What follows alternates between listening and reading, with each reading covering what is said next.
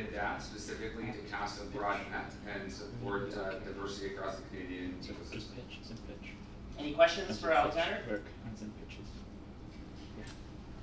So for the seed stage fund, what type of investments do you make?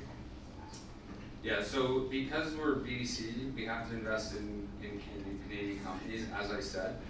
So we have a constrained net. So typically, we like to invest in syndicates. We are really late seed. Okay. So late seed, we define as 30,000 MRR generally, or a track to get to 30K MRR.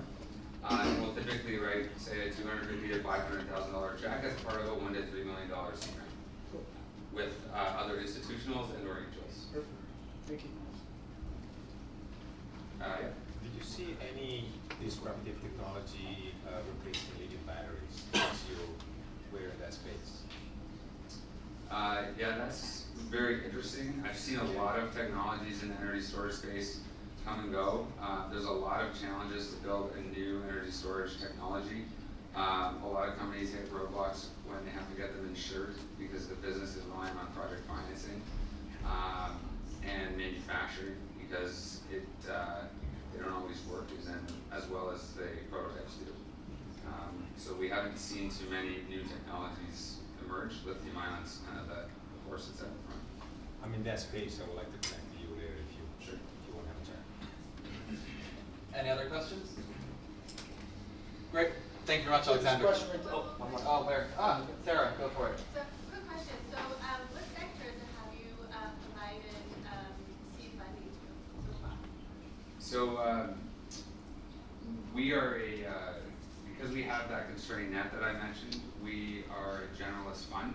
So we basically provide funding or can look at startups from any sector that is a venture business that's not crypto related, that's not cannabis related, or that's not gambling related. Oh, Nabil. How much of the $200 million fund have you deployed? Just trying to get a sense of where in the life cycle of the fund you're at. Yeah, so we're in year 2 of the investment cycle. We deployed about, I'd say 1/10 of that in the first year. Okay, that's great. Thanks, Alexander. So this is another guest, Nabil Fahel. So I'll just ask you to introduce yourself and tell us what your company is, and they're coming on as like a partner for this class, as sort of a sponsor of that fund. Thanks for putting me on the spot, Samuel. Yeah. Always appreciate it. So my name is Nabil, and I work at a company called Terminal. And Terminal was born out of a fund called Atomic. Atomic's a $170 million fund located in San Francisco that founds and funds companies in-house. And I'm head of partnerships for Terminal in Canada. We have 4 offices across Canada. We employ so far about 195 people. And you're trying to grow that? And we're growing all across Canada. We have a lot of engineering jobs, principally. That's what we do. We build engineering teams for all kinds of interesting high-growth businesses. We have over 20 different customers, 3 of which are now unicorns. And so we're bringing global opportunities to talent. So if you're a software developer and you have experience and you're interested in working, for one of our companies, I'd be happy to talk to anybody in this room. Thank you, Samuel. And one of the things we're going to do with Terminal is we're going to introduce some of the people that applied to Founder Institute, but for whatever reason didn't join or have been dropping out. And they can meet Nabil. And one of the unicorns is HIMS. And the other 2, what are they? Yeah, so we have Eventbrite's customer hired. We're building a team for Eventbrite Montreal. We have Earnin, I think, is on the cusp or something like that. Okay. Ernest, there's a bunch, but I'd be happy to talk to anybody about those customers. Nabil, and he lives in Waterloo, he just came in. And I'll introduce Chevy. Also makes the best hummus in town.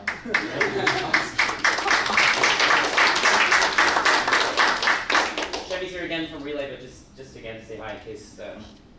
Hi everyone. This is actually my first session. Okay. My name is Chevy Walcott, or just Chevy. I work at Relay Ventures. It's a $150 million US fund. We kind of invest primarily at the Series A level, although we do have an early stage strategy for late seed investments.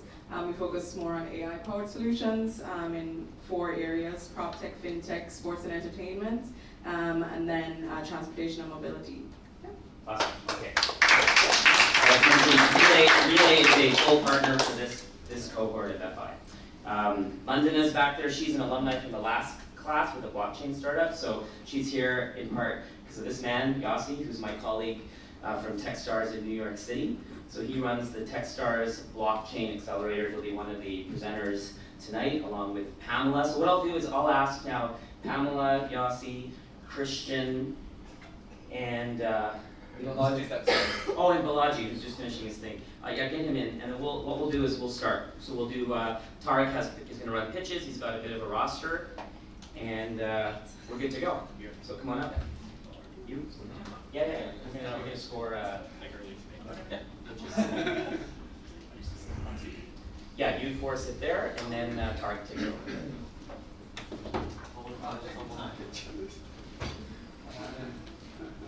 We'll let the mentors introduce themselves. I'll start with Pamela at the end while everyone's getting settled, and you'll know who they are, and then they can start right into their presentations. Hi everyone. So I started a company about a year and a half ago, or I joined a group of people who were starting a company together. Before that, I did 15 years of investment banking. So the company that we founded was one of my former clients at the investment bank. He's a serial entrepreneur, a fabulous mentor. We started a cryptocurrency exchange. He's always been the payments side of things. So he's taking payments into the cryptocurrency space. So over the past year and a half, I've learned a lot. I'm excited to share a couple things tonight. Awesome.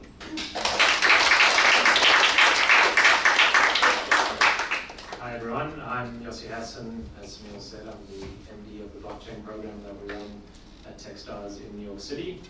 Prior to that, I was an entrepreneur, scaled an open source software company that took me down the Bitcoin rabbit hole, and then left that to do this. I also run a non-profit coding school where we invest in anyone who has the aptitude to learn how to become a developer. We do about 1,000 students a year. It's based in South Africa, and we're expanding that across the region.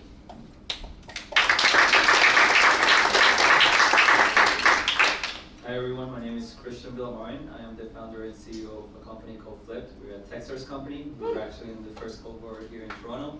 I'm going to be sharing a lot more about the company and how we got to where we are today, but this is my second company. The first one actually failed, and I learned a lot of mistakes from that one. Like, I learned a lot from the mistakes that I made there, so I take that as a lot of lessons that I took with me on the second one, so I'll share more about that later.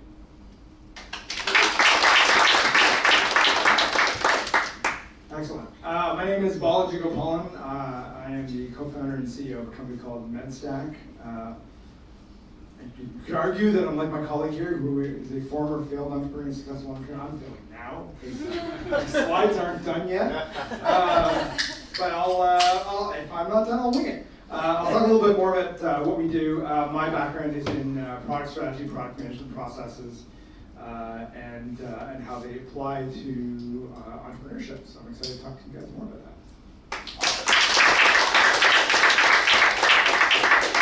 All right, thank you all for joining us today. Feel free to have a seat. We're gonna get started with some pitches. They're 1-minute pitches, so if you log on to fi.co/review, you'll be able to, under hot seat pitches, just identify the founder that's gonna go up. It's a 1-minute pitch. Then you'll give them scores online, and then by show of hands, either a 1, a 2, a 4, or a 5. No 3 is allowed. And then we'll go through, and those who have feedback can share feedback 30 seconds to a minute. Good stuff. All right.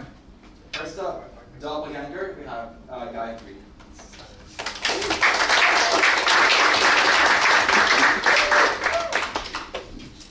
I'll just note to the mentors, the founders will not respond to any of your feedback once you give it to them. It's just one-way feedback.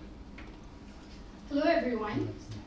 By a show of hands, how many of you here, the ones who have a decent number of clothes, look in your closet and say, I have nothing to wear?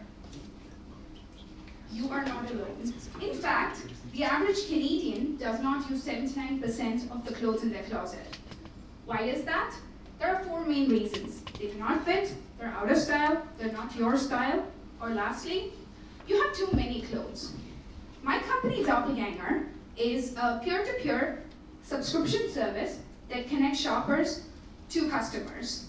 These shoppers provide personal shopping service as well as wardrobe refining with a focus on minimalist fashion.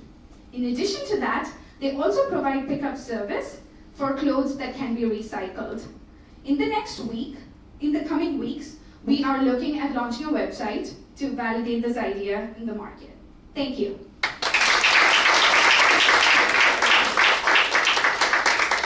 Thank you very much. So we'll give our panel of judges a couple seconds to input their scores online, and then we'll show those scores by show of hands. Did I miss the Wi-Fi instructions? It's A&B guess. It's the password for narrative purposes. A yes. Password is sun and sand, all yours. Sun and sand.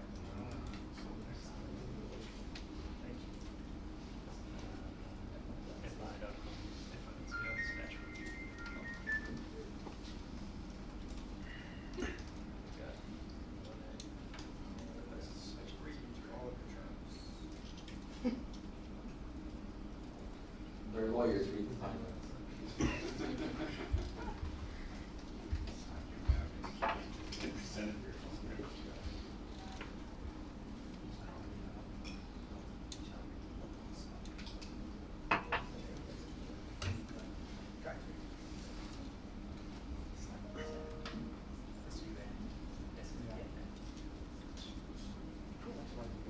So while all that's happening, we'll just queue up Zach, Joanna, Jack on deck.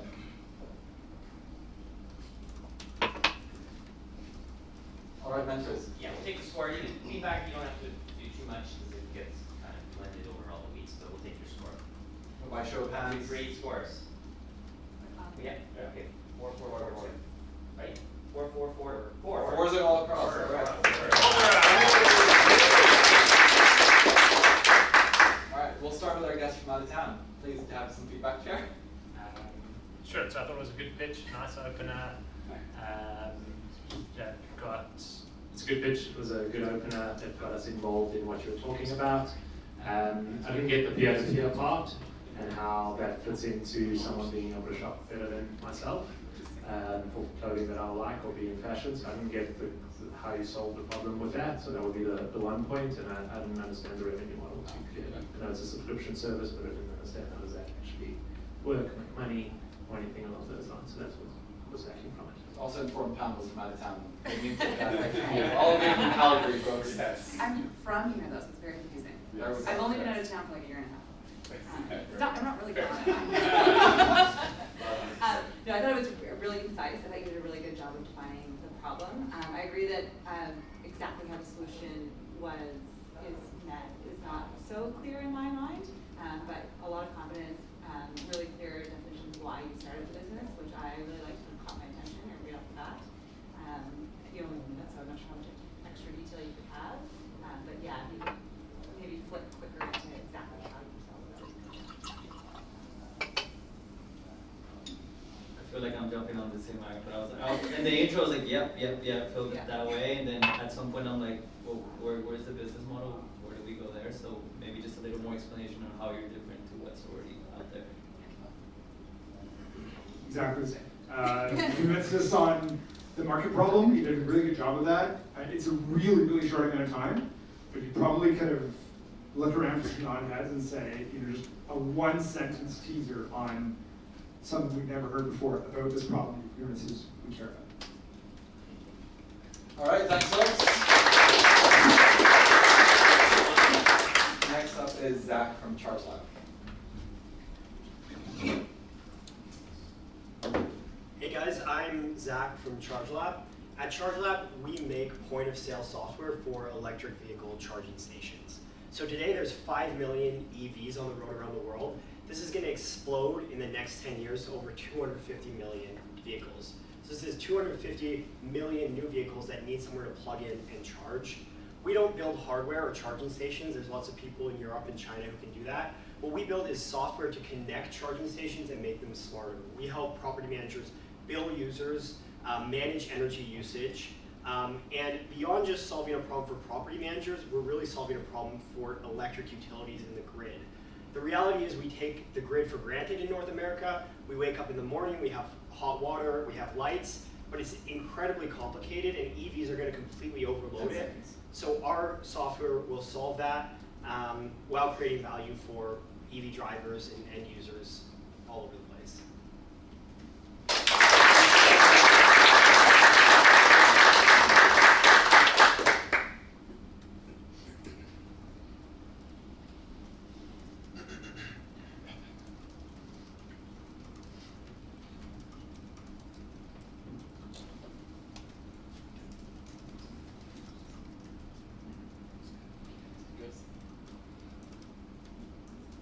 All right. So show of hands scores 2, 2, 2, and 4. We'll start with the 4 feedback. Yeah, I thought you started out really, really strong. You hiccuped a little bit. I felt like you kind of tripped over yourself a little bit when you were trying to describe the nature of the problem, in the sense that you spent the first bit convincing us that there's this massive market. We're all like, yeah, sure. You know, electric vehicles are going to be everywhere. And then, interesting contrast to the last one. You said, well, this is what the space we're going to be in, which is great. But then I actually had trouble understanding what the market problem is. Yeah, that I understand clearly what you guys are trying to do. I was just trying to understand on the why, what is the problem that you're solving, why it's important to solve it. I think like I just fully didn't get there with you. Not to be repetitive, I think you gave a good size of the market, but then I was kind of trying to go into too many problems, as opposed to just saying, you know, this is what's probably going to happen and this is why we need the solution. Yeah, it could be my lack of understanding of this space, but I think as general feedback, you're probably going to find the people you're pitching to might have a lack of understanding of the space. So I understand the electric vehicle trend and the charging stations. I don't really know what software would be required and why you would use it. So I was missing that link. Great. All right, thanks very much. Next up is Joanna from Somebody, followed by Jack, and then Jonathan. Make sure the mic's on. Thank you. Testing. It is not. There's a button, a red button at the bottom. There's a red button at the bottom. Found it. Testing. I was on I have a loud voice in general.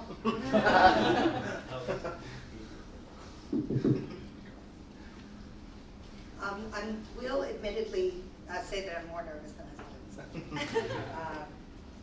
The digital advertising industry is valued at $192 billion globally. Photographers, makeup artists, wardrobe stylists, these are some of the key creators driving this industry. Our company, Somebody, powered by AI mood boarding algorithms, matches clients and creators and also provides production services to fulfill a brand's content needs. With lower fees, less turnaround time, and more targeted end results, Somebody will change the way that content creation is made.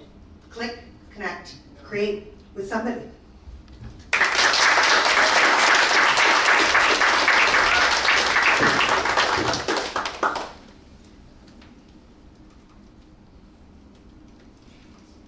was an awesome job. I think I know exactly what you were talking about, what you do.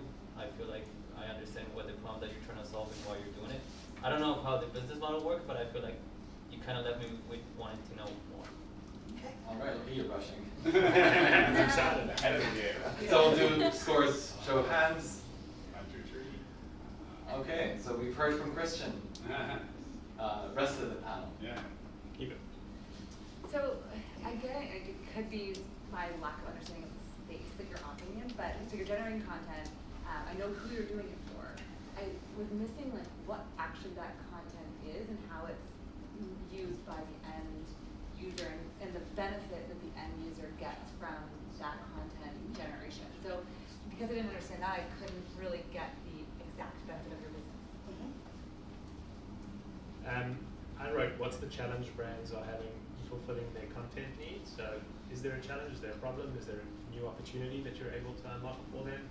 I didn't really get that, and then I also don't understand the business models, how somebody makes money.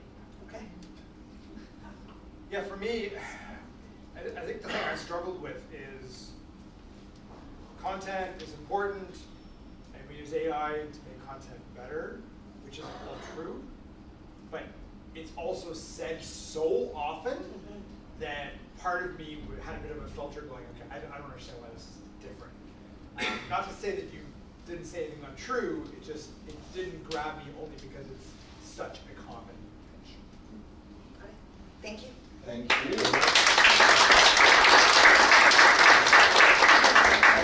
Next up we have Jack from Orbi Seed, followed by Jonathan, Mike, and finally Rebecca. Last but not least, Rebecca. Hello. Hi, my name's Jack. I'm the founder and CEO of Orbiseed. Orbiseed is a cloud-based platform that allows construction engineers to create 3D models really fast. Our clients are saying that it compresses a week-long 3D modeling process that they currently do into less than 10 minutes, saving them over 50 times in time savings, 10 times in cost savings, and reduce their human error. But best of all, our solution integrates smoothly into their workflow, where they submit the files to us, we process it in less than 10 minutes, and we send the files back. And we charge them when they're happy with the 3D model.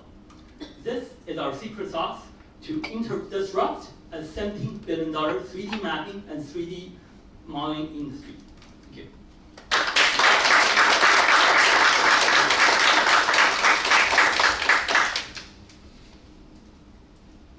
All right. Okay. Nice. Pamela? Yeah. Are you there too? Oh, sorry, I'm 4. Okay. Is that what it is? 4 and then 5. Wow. Great job.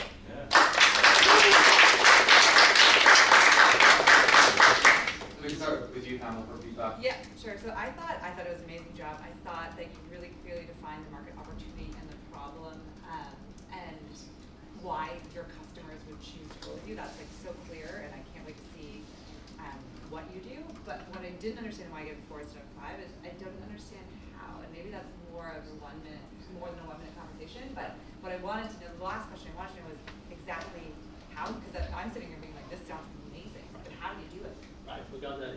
So I can't wait to talk to you about that after. Gotcha.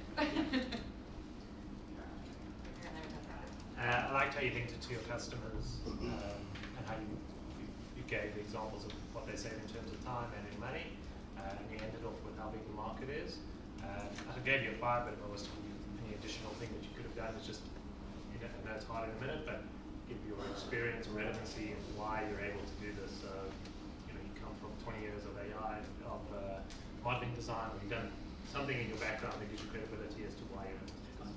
You had 14 seconds left on the clock. You could have used those 14 seconds. Yeah, I think you painted a good picture of the problem, the solution, the market opportunity. You were speaking a bit too fast, but I feel like I got everything that you were saying, and left me wanting more. So 1 minute is pretty short, so cover a lot in 49 seconds. Yeah, I agree. I think the most amazing thing is like how you hit on so many things in such a short period of time. We started with customer validation. Like it's a topic today. That's huge because immediately I go, okay, this is not just some story. This guy actually has people telling him that what he does is important. And then you go, it matters for customers, and here's the economic value. And by the way, this is a huge industry. And then of course you have this tremendous enthusiasm, which is phenomenal. I think you captured a lot of things. I don't understand your space. I imagine there's a lot of deep tech in there. It's probably really hard to talk about that in a minute, but you left me definitely interested in learning more. All right.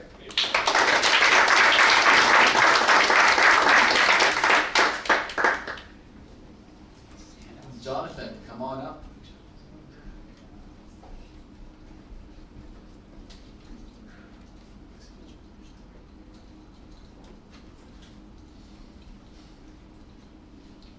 Privacy industry now forcing all cybersecurity to ask for the customer consent before to use their hardware information. That makes no sense. Now every cybersecurity are now deprecated or not compliant anymore. As an example, Google get fined of 50 million euro.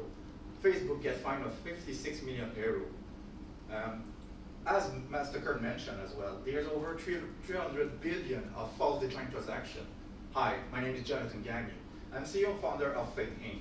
Fate is an AI-based cybersecurity that protects the customer privacy, vendors' interest, and as we cannot stop all the data breach, we are mitigating the damage and loss caused by them. We are proud to partner with IBM, and we are offering a perfect alternative for the online store, bank, and e-commerce platform. So if you're interested to invest in AI or cybersecurity, please come to see me after. Thank you.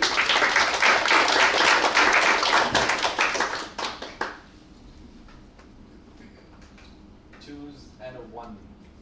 Thank you. We'll start with the 1. So I'm a little biased because my company is a digital security company. This is the space that I work in. Right? Maybe that's a little bit unfair. First of all, because it is, I love the fact that you're doing this. This is great. Kind of the same feedback I gave to one of the other presenters. There are a lot of companies that say we are going to fix security with biometrics. I didn't get exactly what you guys are doing or why it's different.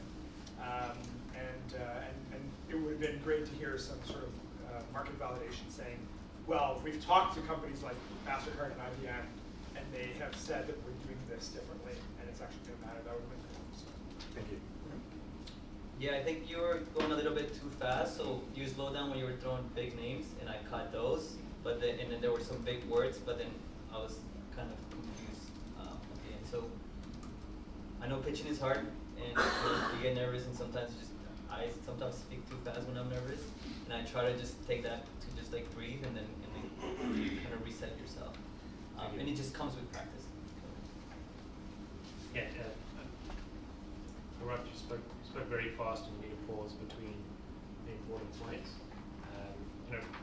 Felt like you were reading a script, even though you weren't reading one. When you introduced yourself, it just felt like it's part of the script. Let's carry on with the script. So making it more of a personal conversation that's happening on the stage would make for a better pitch. Yeah, I was going to say it was a little bit hard to follow. I really think it's too really I'm a natural fast talker, and then when I'm nervous it escalates. So it's really conscious. All right, thanks, folks. Next up, we have Mike from Puff Advisor. Mike, come on up. And then for Mike or to our mentors, please use the mics because the cameras are having a hard time capturing. But just so you can hear at the back of the room. It's a bit quiet back here and kind of in the wings. No problem. Hi, my name is Mike, and I am the co-founder of Puff Advisor. PuffAdvisor.com is a globally curated marketplace for cannabis tourism. We help travelers discover and book cannabis-friendly tours, experiences, and accommodations, as well as find the best dispensaries, products, and even restaurants nearby. Cannabis tourism is a budding industry, predicted to be worth billions globally in the years to come. Last year in Denver, Colorado alone, over 6 million tourists specifically came for cannabis consumption and cannabis-related experiences. The problem is that big players like Airbnb, TripAdvisor, and Booking.com have completely banned any cannabis-related listings, making it difficult for tourists to find and book these accommodations and activities. Puff Advisor aims to fill the gap in the market and help grow cannabis tourism across the globe.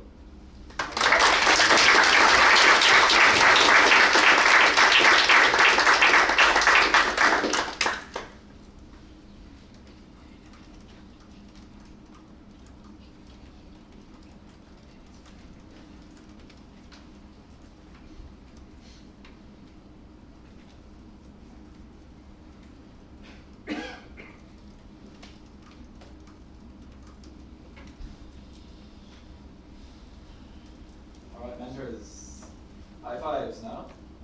Okay, one high five and then 3 fours. Another. Right, thank you. 1, 5, 3, 4. Is that what I said? Yes. Yeah. Pamela, we can start. If you want to use the mic, please. It's right in front of you. Yep.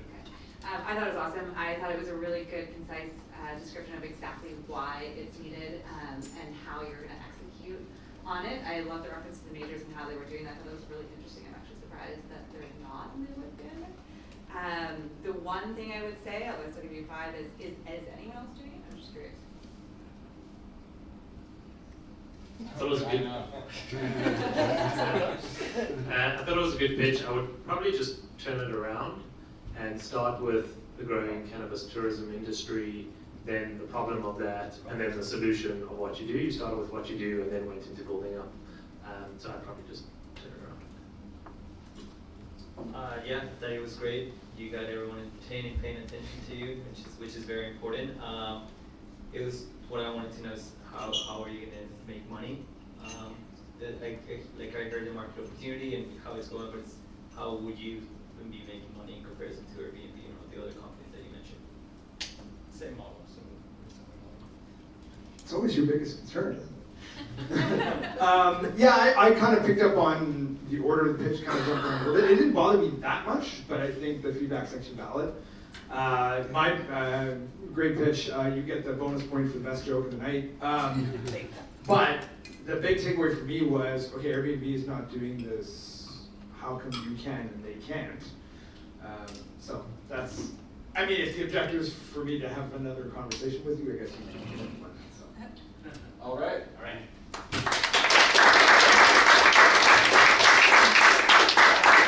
Next up, we've got Kelch. Come on up. Followed by Rebecca. Sorry.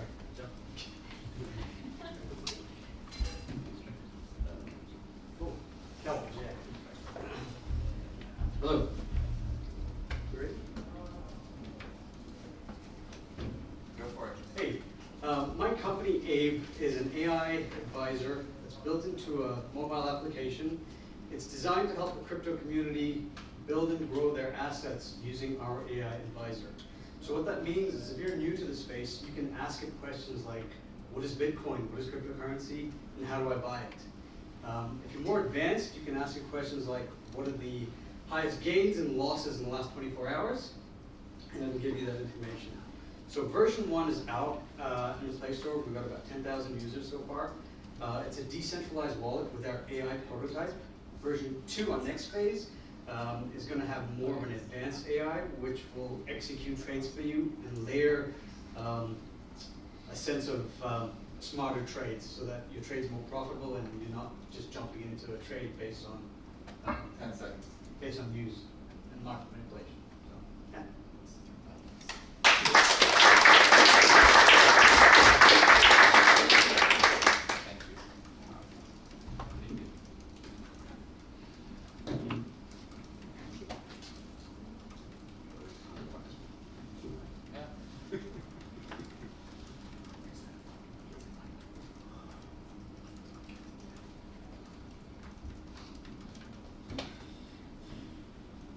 All right, folks. Show of hands. Score is 4-2-2-4. All right. We'll start with our blockchain guests. Yes. So this one I'm probably biased in your favor because I work in the space, so I understand there's a huge need for education. And I think that's really interesting what you're doing, and I think that that really serves the market. The one thing I didn't get was how do you make your money? So you can really describe the money making model. I think you have a user base that's monetizable. Obviously, you maybe charge a fee, but just getting that in there as to how you can play. And so I gave you a 2, but there were some good elements to it. When you said you had 10,000 users, I was like, oh, this is a real thing. But the way you pitched it, kind of just went through this little app that lets people do these things. It doesn't get me very excited about what it is that you're trying to do and the size of the opportunity or why you started this or the vision or anything along those lines. You kind of went into it in like a tactical, we've got this application, it's version 1, it does this and it does that, as opposed to describing the kind of big opportunity that exists and how this is how you tackled it and why it works. Also didn't really give me, like you said, any idea of how you make money in the end as well. Yeah, I feel like you were telling me what the current product is. So it's like, okay, I understand what you're currently doing, but I wanted to know more about like, are there competitors in this space and why are you doing it and what makes it different from, well, someone else that's doing it down the street? You know, like, I think it's just important to know that. So I want to have, so that I can walk to you later and ask you more questions about like, well, it's cool that you're different from this company. I'm trying to, I don't know enough about the space, so maybe that's why I felt like we're just talking about one specific thing rather than the vision that you have. Yeah, similar feedback. and you know, it may not seem fair kind of pitch to pitch, but some of you guys are operating in spaces that are, for lack of a term, actually really hot, right? So this is actually a really hot space. But it also means there's one of these pitches every single day. AI to help you make more money off of cryptocurrency. I would love to hear, like, well, we know that there's other people doing this, but here's why we're doing it differently, validated by our 10,000 users on CodeFlip. Awesome. Thank you guys. Last but absolutely not least, Steve Copperback.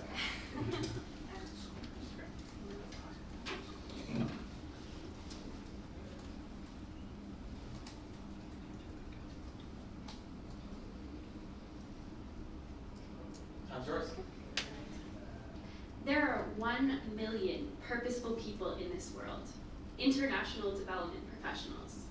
They seek to step outside themselves and into the global community by working towards the UN Sustainable Development Goals. The potential of these people in partnership with grassroots organizations is powerful, and yet they struggle to maintain their wellness throughout the course of their career. The majority of international development professionals suffer from burnout. My name is Rebecca Jacobs, and I'm the founder of Humanitarian Resources. We are developing online-enabled career wellness packages for international development professionals to prevent burnout and enable their impact. Right now, we are developing our MVP, our revenue model, and our dream team. Thank you.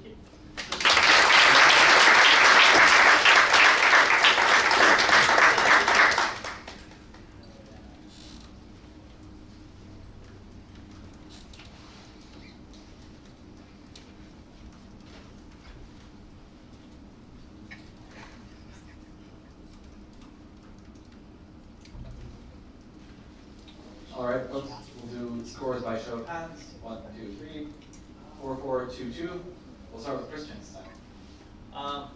I love the wellness space, so I love the wellness space. So as soon as you started talking, I was like, oh, I'm interested.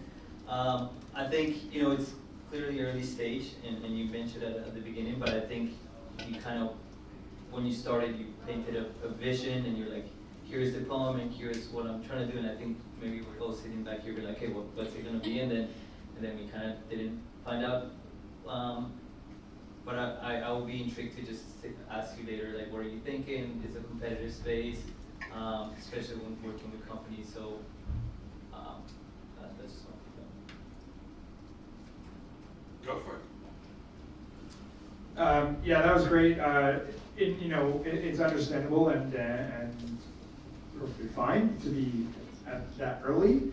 And I like that you were honest and characterized it as opposed to trying to hide it, which can sometimes a lot of people try to do, and it becomes very obvious. But in lieu of, this is our solution, this is our business model, something else you could have delivered would have been, here's why I'm the person to do it. And that, especially for early stage companies, actually that mattered more than anything else. You did a great job articulating the problem. It took a bit too long to say, I'm going to do something, but by the time you did, there was a good understanding of it. Your delivery of the pitch was actually really good, but you started off with 1 million, what do you call them, purposeful workers or purposeful people, and as soon as I heard, okay, that's the target market you're going after, it just sounds tiny. So I'm not sure how you can frame your business if you're pitching to VCs, market of, total addressable market of 1 million people is a really small market, and you didn't say that, okay, we'll expect tens of thousands of dollars or hundreds of thousands of dollars or anything along those lines. So immediately I got a question about the viability of the business.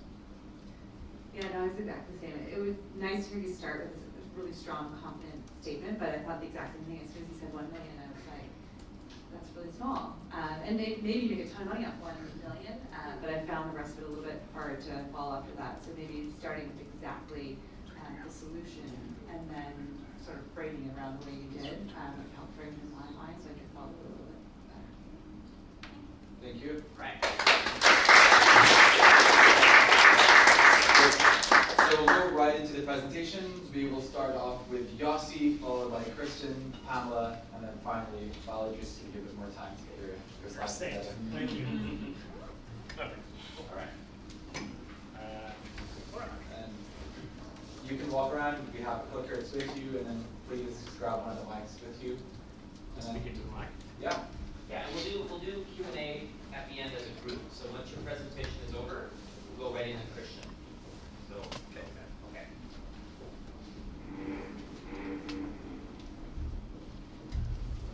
Is it okay to ask me questions during? Yeah, you can a little bit, sure. We'll just do the 9 at a time. Okay. Hello everyone. So from what I understand, from what Sunil mentioned to me, is you're focusing on customer discovery and customer development.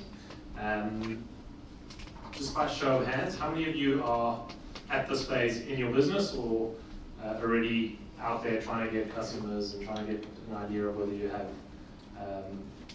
okay, so quite a few, great. And you're familiar with the term product market fit? Cool. So we're going to talk today about what we call finding superhuman product market fit. How many of you have heard of the product Superhuman? Yes. A few of you. How many are using it? Signed up. Okay, you signed up? You haven't got it referred. Okay. So for those of you who don't know, Superhuman is the latest, hottest Silicon Valley startup. Started by this guy, Rahul Bohra. It's an email client of all things, of which there are thousands, and they're normally free. And he manages in his business to charge $30 a month for what you can get for free anywhere else. And people are queuing to sign up and get referrals and be able to start using this product. So my question to you is, how do you do that? It's probably better. It's probably better. Okay, maybe the product's better. Any other ideas? Privacy. Privacy? He's actually in trouble for privacy. Last one? Yeah. You gave a $50 back. Gave you $50 back. That would be a good scheme. No, you actually didn't, but last point? Solving a major issue that current email clients are not solving right now. All right, so solving a major issue, we'll go into what that potential major issue is. But what Superhuman did, which I found really interesting, is how they approach customer discovery. And Rahul does a talk about this. He's written a number of blog posts about it. There's a whole bunch of information on it. I've actually been on a call with him to go through the method that he calls the product market fit engine within the company. We're going to go talk through that and that mechanism that he does. But before we do that, it'd be good to get an understanding of, in the room, of what does product market fit actually mean. So who can give me an idea of what they think the definition of product market fit is? Yeah. You have customers that will pay you money for your solution. You have customers that will pay you money for your solution. Yeah, that could be it. Any other ideas? Awareness. Awareness. What do you mean by awareness? Well, it's probably a better way to connect with people, to like advertise, like better exposure to. Okay, so maybe you're known. Yeah. Yeah, supply is far below the demand. Supply is far below the demand. Okay, so there's people knocking at the door to get there.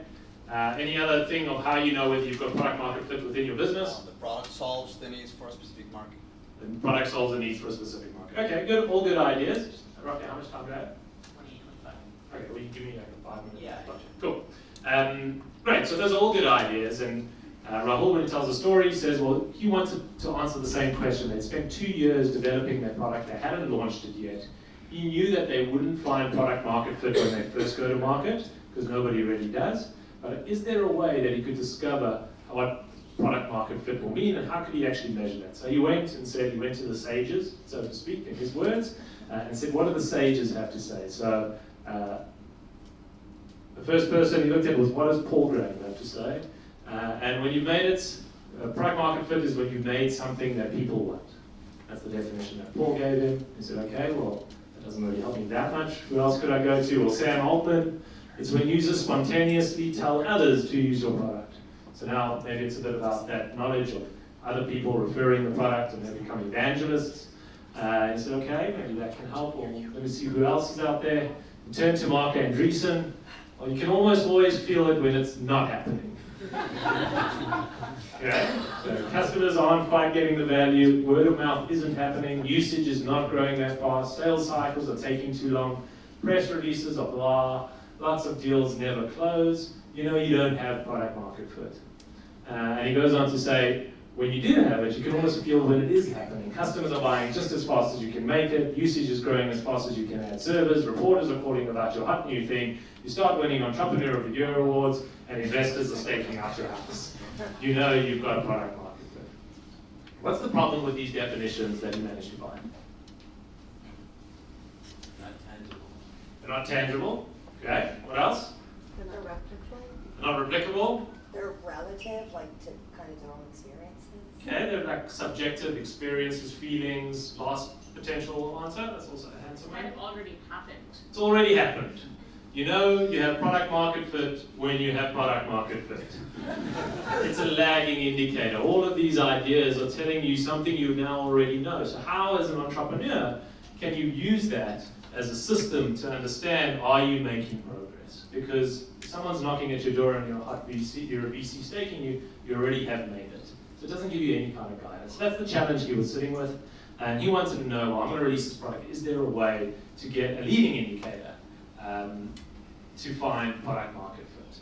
Is there a KPI that he could use to do that? So we've said that it's after the fact. So like I said, it's describing the world in a way that's already a way that you've got in there, and it's not actionable. So, and if you can't measure it, you can't manage it. And I think you all know that. So he said, well, is there a KPI to find product market fit? Is there something that can be done that in your business you're able to do, measure against that, and know whether you're making progress in your customer discovery and your product market fit?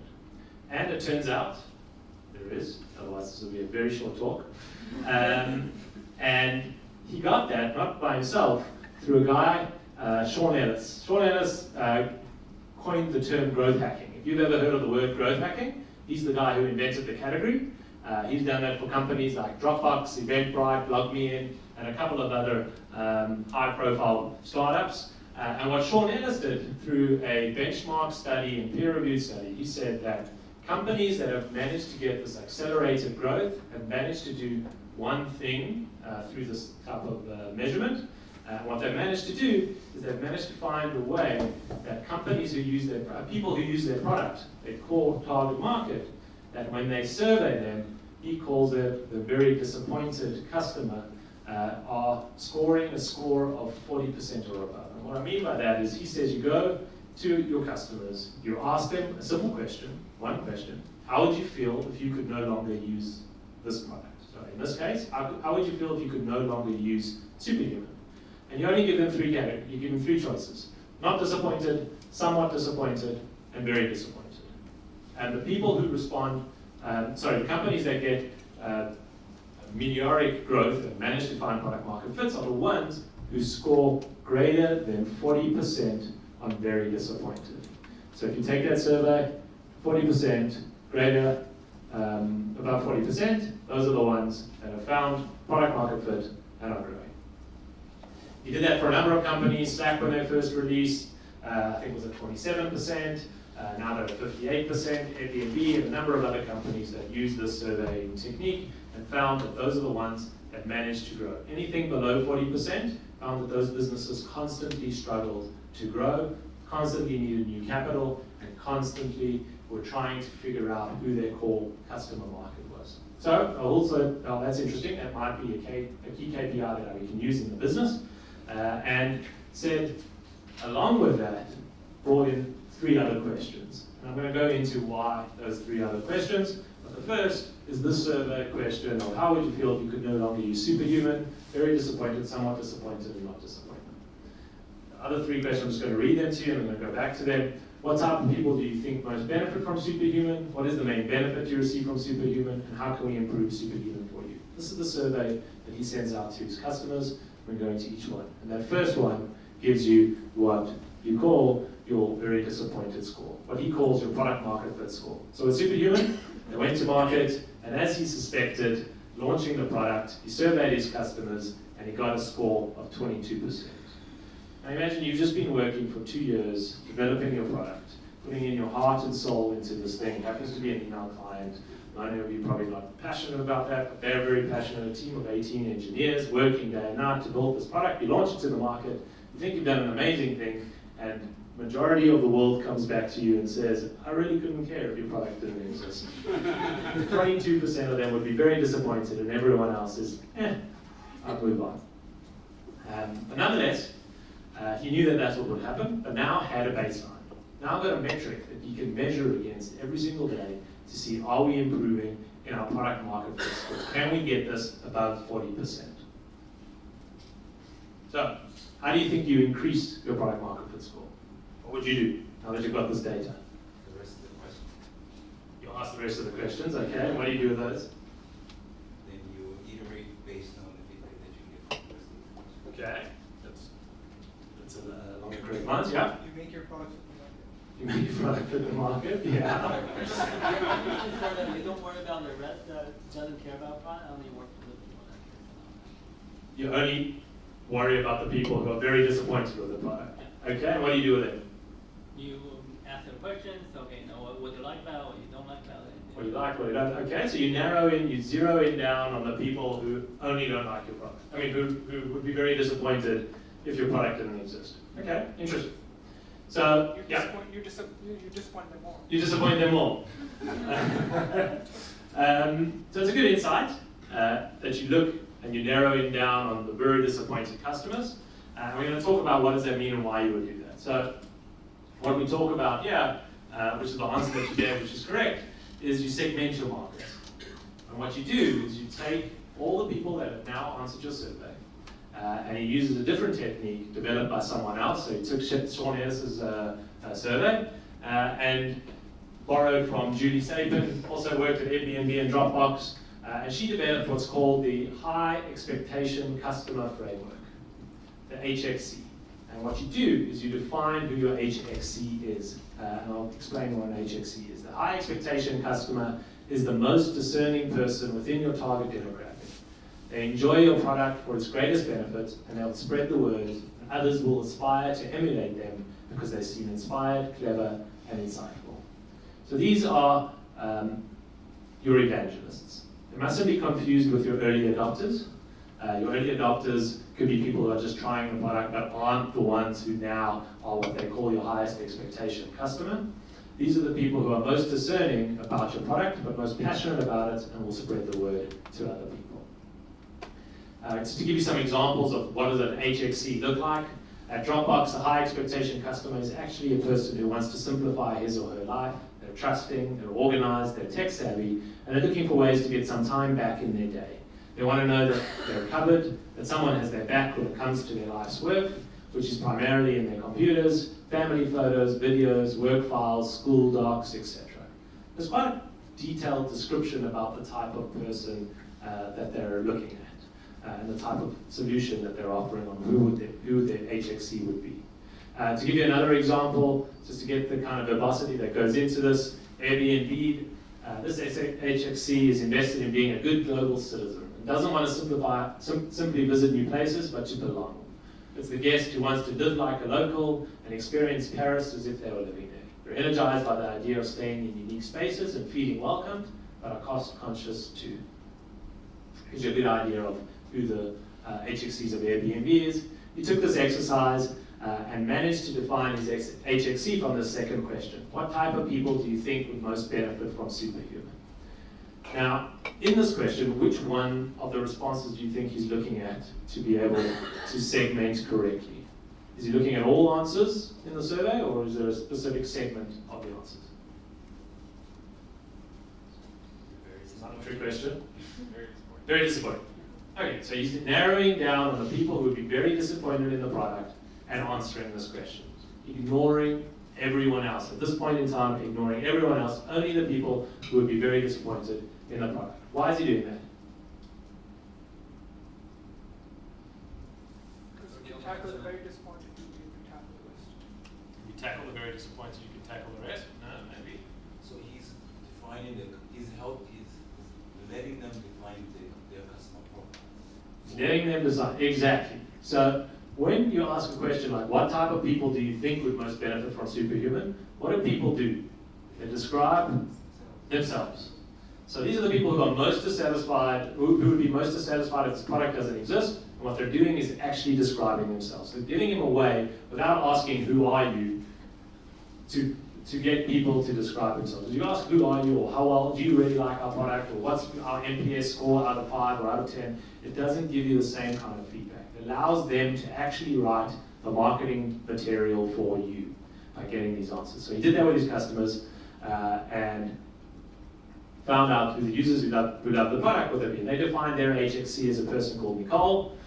Nicole is a hardworking professional. She works with many people. She might be an executive, a founder, or a business manager.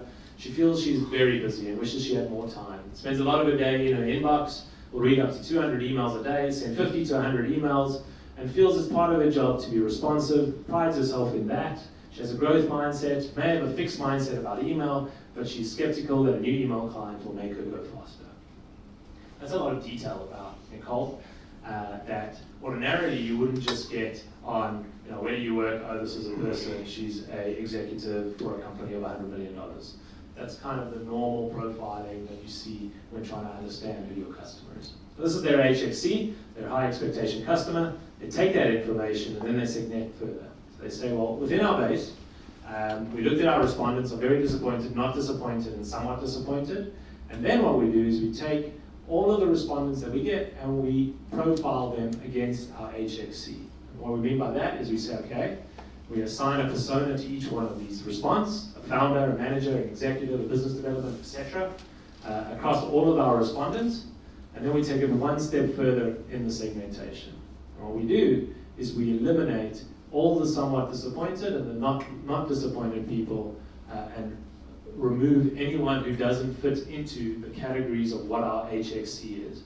So we remember Nicole, she could be an executive, a founder, or in business development. Those are the 3 categories. Anyone who didn't fit into that profile, we remove. Now you're taking customers, you're taking people who are using your product and you're saying, we're actually going to ignore them. We don't care about them. We're not even going to service them. We're not even going to look at their answers. We're not even going to look at their surveys. As a business, it's very difficult to do and counterintuitive. But this is what they did. And immediately what that does is if now they look at the scores, they saw that jumped their score from 22% very disappointed to 32%. So by immediately segmenting your market into who your HXC is, it'll give you a more legitimate score of whether you are close to that 40% product market fit. So they're still at 32%, they're still 8% below where they needed to be. So what did they do next? They looked further, and this is where the third question is. And that third question is, what is the main benefit you receive from Superhuman? It helps them define why people love their product. Again, you're looking at only the people who are very disappointed, who answered very disappointed. So from that, what they gave them, these are the emails that they got back. Processing email is much faster with Superhuman for 2 reasons. Show one email at a time, and overall speed is much better than Gmail. Speed, the app is crazy fast. Using Superhuman is so much faster than using Gmail. I can work through incoming email more quickly. Speed, aesthetics, speed, and a great set of keywords. What do you think is the main benefit that the people who are very disappointed that if Superhuman stopped to exist is? What is it? Speed. Speed. It doesn't take a rocket scientist. Speed is the thing that these people love about the product. So what Raul says is what you do is you take all of that feedback, you put it into a word cloud, and automatically you can see the main features that your evangelists love about the product. So for them, it was speed, it was keyboard shortcuts, it was having the ability to work fast. And now what does this do for you? What can you do with this information? Focus. You can focus, okay, what else can you do? Marketing materials. You can write your marketing copy. Your customers are telling you exactly why they love your product, and you can just take this information and put it on all of your collateral. It automatically writes it for you instead of having to pay tens of thousands of dollars to brand strategists or marketing people or anything along like that. The customers are now writing your collateral for you. But what's the problem with just understanding what your very disappointed customers, why they like your product? What limitation does it create? You're not looking at the others, and what does that do? You're limiting it to the 32% that you have right now. You're not increasing your market size. You're not increasing your market size, okay. What else? Anything else? That 32% may have already kind of cast you aside, not be coming back, so. But they're very Not disappointed. looking at the very disappointed ones. Yeah. If you're focusing solely on them and not looking at the rest of them, those are people who maybe didn't cast you aside quite as quickly. Okay, good. So you're all on the right track, and this is what's nice about the model. It's very intuitive that you can follow it this way. I'll come to that now. If you're only focusing on the very disappointed people, what you're not getting is what's going to convert the people who are somewhat disappointed or not disappointed into your product and becoming evangelists of your product. So it tells you what people want more of. So if you double down on more speed, more speed, more speed, you'll be able to get more of those very disappointed users, but it's not going to increase what? What do we start with this whole KPI in the beginning? It's not going to increase your product market fit score. You're just going to get more of them, but your percentage is going to stay the same. And what do we need to get to? The goal here is to get over 40% to get breakout growth. So it doesn't matter if you're getting more of these people, but the percentage stays the same, you're still losing. So quickly, just let's recap. Where did we get to? Your product market fit score is the percentage of very disappointed people. This is the metric that you can track to see whether you have product market fit. You can figure out who your HXC, or high expectation customer is. You do that through the second question in the survey. In this case, it's Nicole. You know what their value is, what they value in your product. Nicole values speed, and you segment the profile of respondents around each of the type of people who would be within your HXC, and you should see a jump in your segmentation score. But we've all discussed it. How do we get those sitting on the fence to increase their product market fit score? How do they become very disappointed?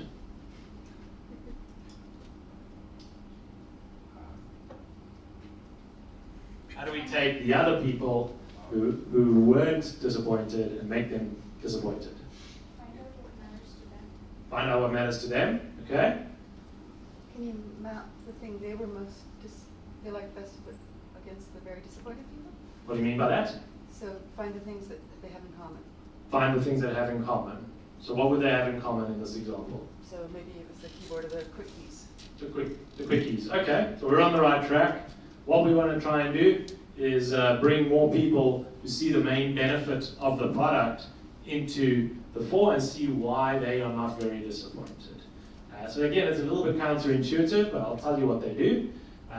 And what Raoul did, he said, politely disregard those who would not be disappointed without your product. They're so far from loving you that they're essentially a lost cause. So you're taking the feedback from the customers, but you're ignoring the people who are not disappointed. So you don't listen to everyone equally.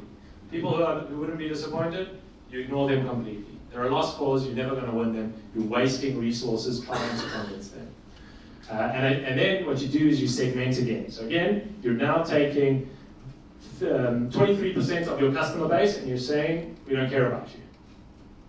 Any business that does that, already you're making a statement that's very, very counterintuitive. On top of that, you're then saying, let's look at the somewhat disappointed cohort and only focus on the people who mentioned in their word cloud that speed was the attribute that they were interested in.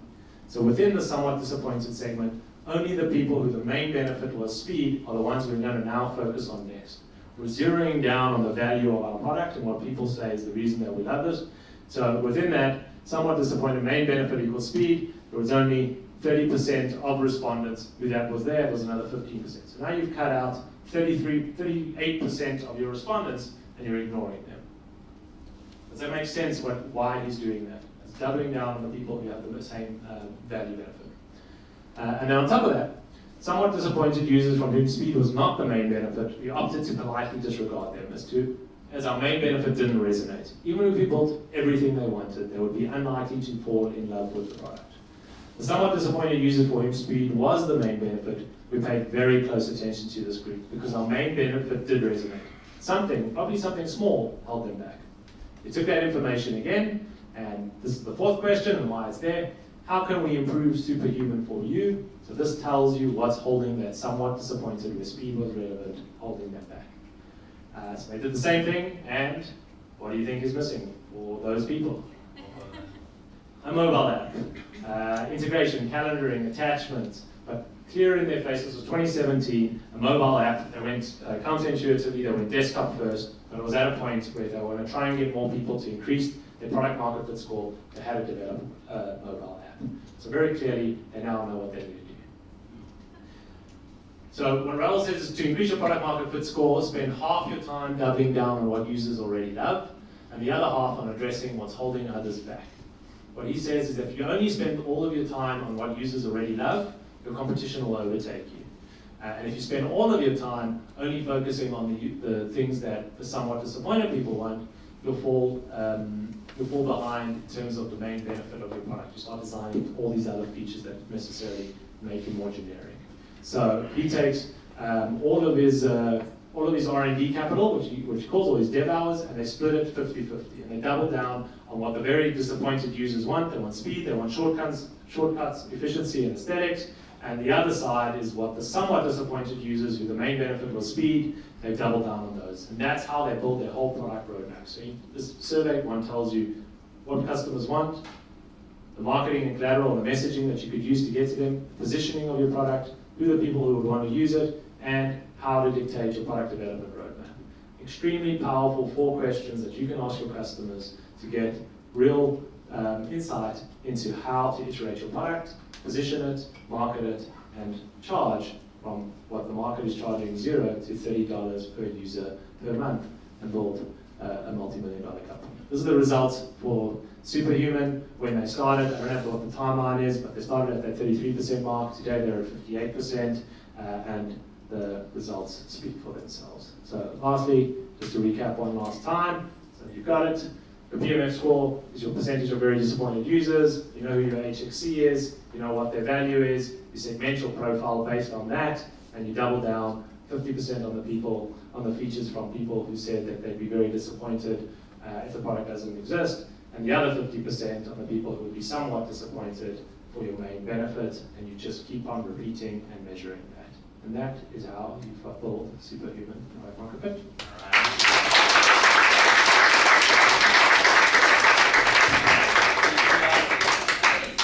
Tweet at our speakers, so it's at Yasin Hassan. He's a very famous man in New York City and in Cape Town, South Africa. We want him to be famous in Toronto as well. So at Yasin Hassan at Techstars. And now Christian Villamarin is up. We're going to do Q&A at the end. We video this, so Ben puts up the presentations, I think, within a day. I don't know if Ben's in here right now. He's in the corner. Oh, okay, Ben. So this will be up, as well as you'll get the presentations also. They're on the system.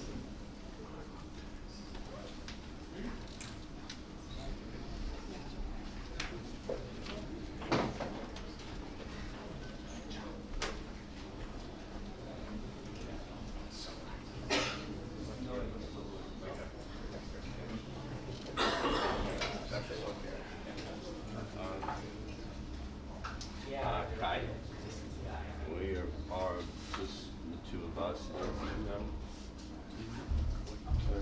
Red. Okay. Did you combine with yellow?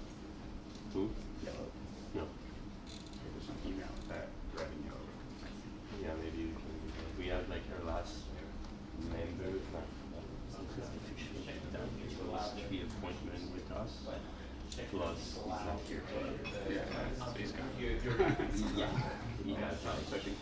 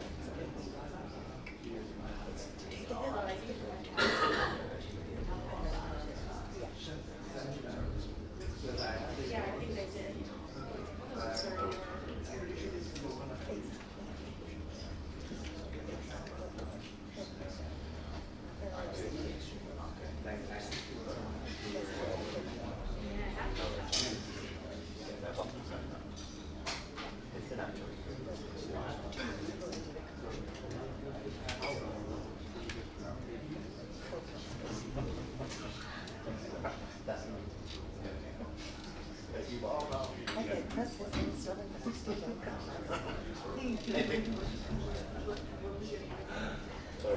Maybe just leave, God forbid we say anything serious about having a joke. No, we just. So,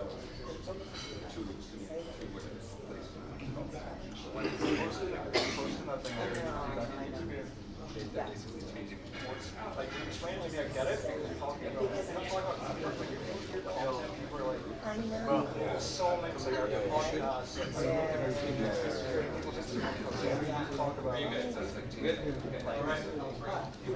Cool, okay. I fully get it.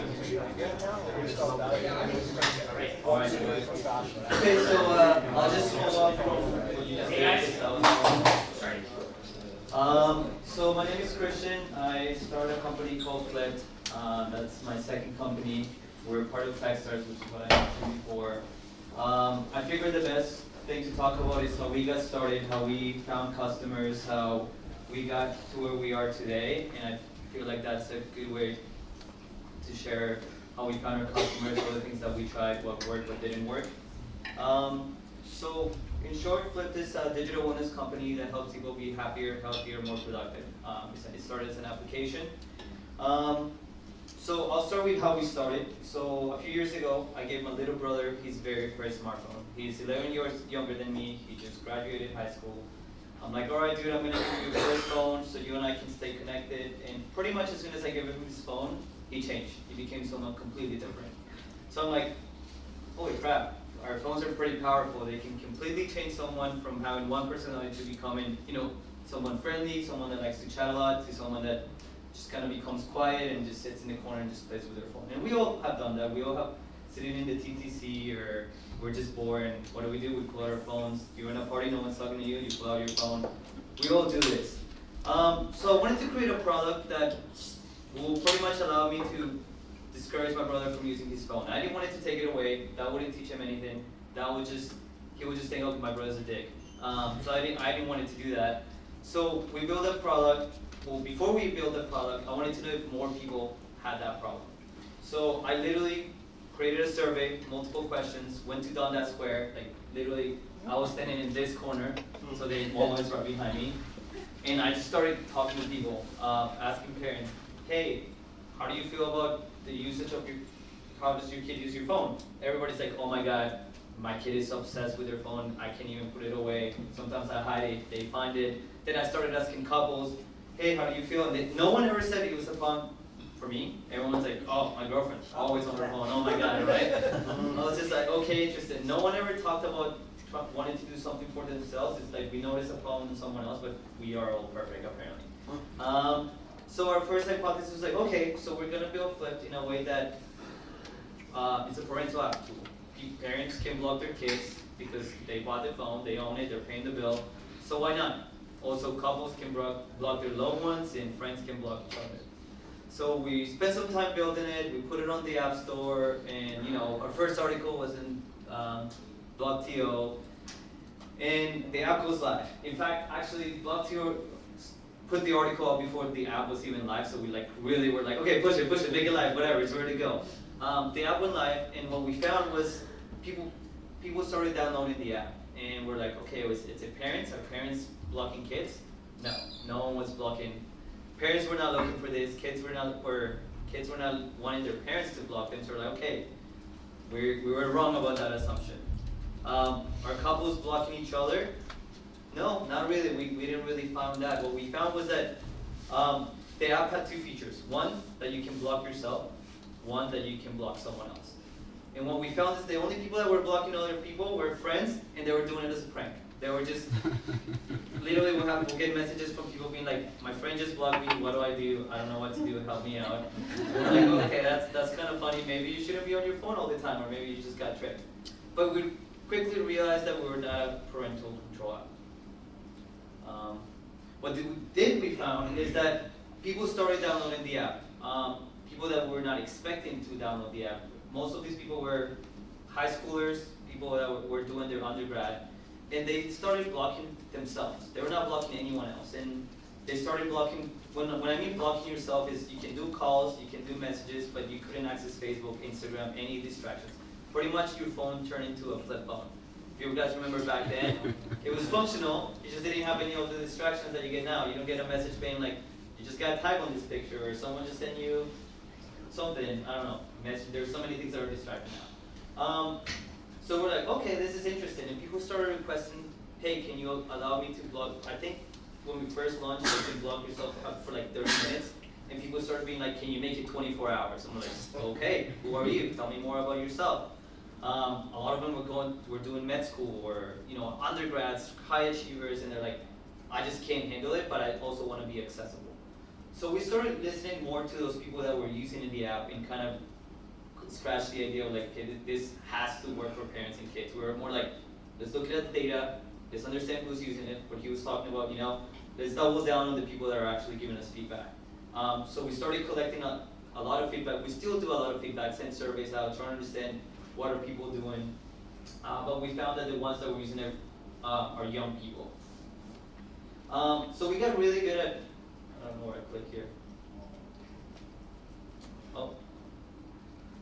So we got really good at finding out who our real user are, and then now we get a bunch of users like students and Instagram and on Twitter sharing study hacks, and they always share Flip. We get a lot of press mentions, and it's always attracted to this young demographic. And we've hit 1 million registered accounts, all of it without spending any money on marketing, just word of mouth, students telling other students, hey, you have to use this app, especially for midterms and exams. It really works. So we're like, okay, cool. I don't know where I'm going on this. Oh, you gotta go closer. Go closer. Closer to the side. Anyway, so as you can see here, I just have a bunch of tweets of what people are saying on Twitter. They're like, oh my god, I crushed my study session, or I really recommend it. So people just started sharing it organically. So we started taking advantage of that. Even we have now ambassadors, and all of our ambassadors that work for us on Instagram, they're like, I don't know, 20 years old, 18, and they are creating study communities inside of Flip, and they just get people to join their groups, and they all study together. And when we ask them why, they're like, I'm studying with my fan. Like, I'm a big fan of this person on Instagram, and I want to study with them. We're like, okay, that's cool. So we figure out who our consumer is, but now we need to figure out how do we get more of those. So we were getting users, we were making some money, but when I was sitting here, I was always like, well, how do we make more money? Because we have always been a bootstrap company, and one of the reasons why we wanted to be a bootstrap company is that I always want to think, are we default alive or are we default dead? If we don't get an investment, if we don't get someone to give us outside money, are we going to die? That is someone else's paycheck really, or check is the one thing that is going to keep this company alive, or are we building something that people are willing to pay and we can stay, keep our head over the water? So that's always has been something very important for us. So we were like, okay, who else has a huge influence on this demographic? We got thinking, we're like, okay, professors, teachers, these people, you catch one university professor, they could have up to 1,000 students. We're like, let's go find out if professors have a problem with students using their phones during class. So one summer, I decided to spend my whole summer scraping the internet. I swear to God, every day, I'm like, I am not stopping until I have 5,000 emails from any number of universities. So every day I collected emails and collected emails, and then I started doing email marketing campaigns. And the marketing campaigns was pretty simple. Hey, do you have a cell phone policy? What are you doing with cell phones in your classroom? If you're interested, check out our website. We had a landing page. The landing page was like, hey, we help remove distractions in the classroom. If you want to learn more, book a demo here. Simple call to action. The website was pretty plain. We didn't even talk about features or anything. It was like one problem, one solution. We casted a huge net because I didn't know if professors were the right people, but I'm like, it was a hypothesis, but I couldn't tell you if it was the psychology professors or the astronomy professors, economics, I didn't know. So I found this plugin on Google, which pretty much, if you guys been to a university website, it will show you all the professors on psychology with all of their emails. And I had just one thing that I can click, and I collected all of their emails. So that was goal for me. If I found a university where all the emails were listed on one, like, boom, 2,000, I'm done for today. Other times, they were like, I had to go one by one. Those schools are like, I'm gonna skip this one, I'm not doing that today. So we casted a big net, and we started getting some real customers. We launched, we had a product, we pretty much professors who know. Christian spent 100% of the class off his phone, while John was 50%, and this person was pretty much on their phone the whole time. And they started giving away participation points for that, started being part of grading, so we're like, okay, there's something here. But now we need to start figuring out who is our target customer here, who is the right professor, because you go to campus, there's all ages, they're teaching all different topics. Some people are like, they might be teaching physics or chemistry, and they're really smart and also introverts, so they're really hard to talk to. So when you call them, they're not the friendliest people. But some other people are super easy to talk to. For example, for me, I found that I'm really good at speaking with female teachers that are in the psychology department. I found my niche, and I'm like, I'm gonna call her because, I don't know, maybe they like my accent, so it goes well. In comparison to calling someone else that is just like super rude, I'm like, I'm not calling chemistry professors. But someone else can, that is just better at speaking with the audience. And you have to figure out what are you good at and who's the right audience. So we did that for a while. We focused only in the US. Why the US? Our prices were USD. It's a huge market when you look at the education. So we can just go through states and have a lot in comparison to Canada. But eventually, we got to Canada, we're like, hey, well, we live in Canada, we might as well try Canada. Turns out the Canadians are too nice, they're too nice, too polite, and they will not tell you no. They were just like, oh, they're just like, come back, let me think about it, but they're too afraid to tell you no, which ended up wasting our time, because then the semester will begin, it's like, hey, are you gonna use it? Oh, I'm gonna think about it maybe next semester. We're like, come on, like, you've just been digging me around for a bit. Same with Australia, we found the same thing, people, You can just turn off your phone. yeah, exactly. I mean, but not the new generation. That's what every professor will say. They were like, well, why can't they just turn off their phones? Try telling that to like a teenager. They're like, no. They bring their chargers everywhere they go. They need to be incentivized to turn off their phones. So that's really what we do. It's new demographic. How is this any different? You just want to like stop the disturbance of the phone. This way is to just shut off the phone. So what we do is we encourage them with positive behavior. Most professors already have some sort of incentive in their syllabus. If you guys remember when you were in school, attendance, participation points, bonus. This professors their pain point. Students are on their phones. Actually, one of the most common things that I heard this summer, because classes start next week, the number of students that are coming to class watching Netflix while they're in class. Why are they coming to class?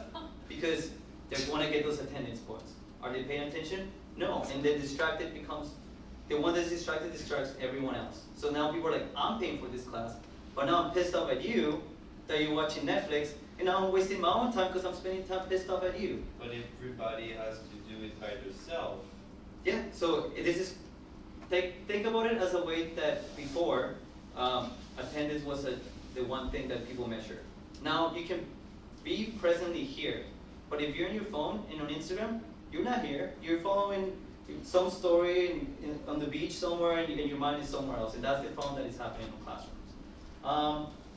So anyways, we tried Canada, too polite, too nice. Americans are really good at telling you, yes, I'm in, or no, fuck off, and you're like, okay, thank you, that makes my sales process a lot easier.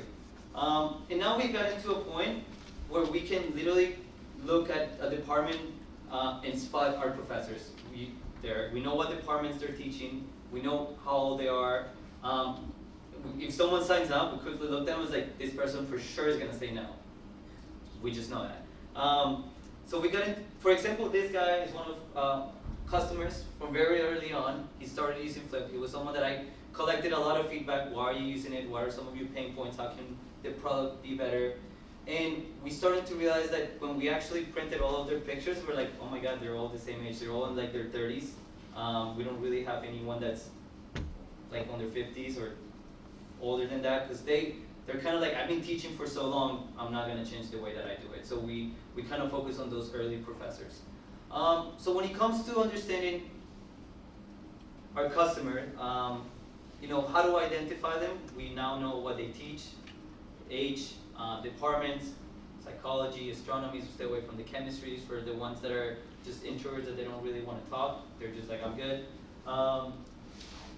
When most of the way that we test our assumptions is that when we reach out to them, we already know, or we think we know what they teach.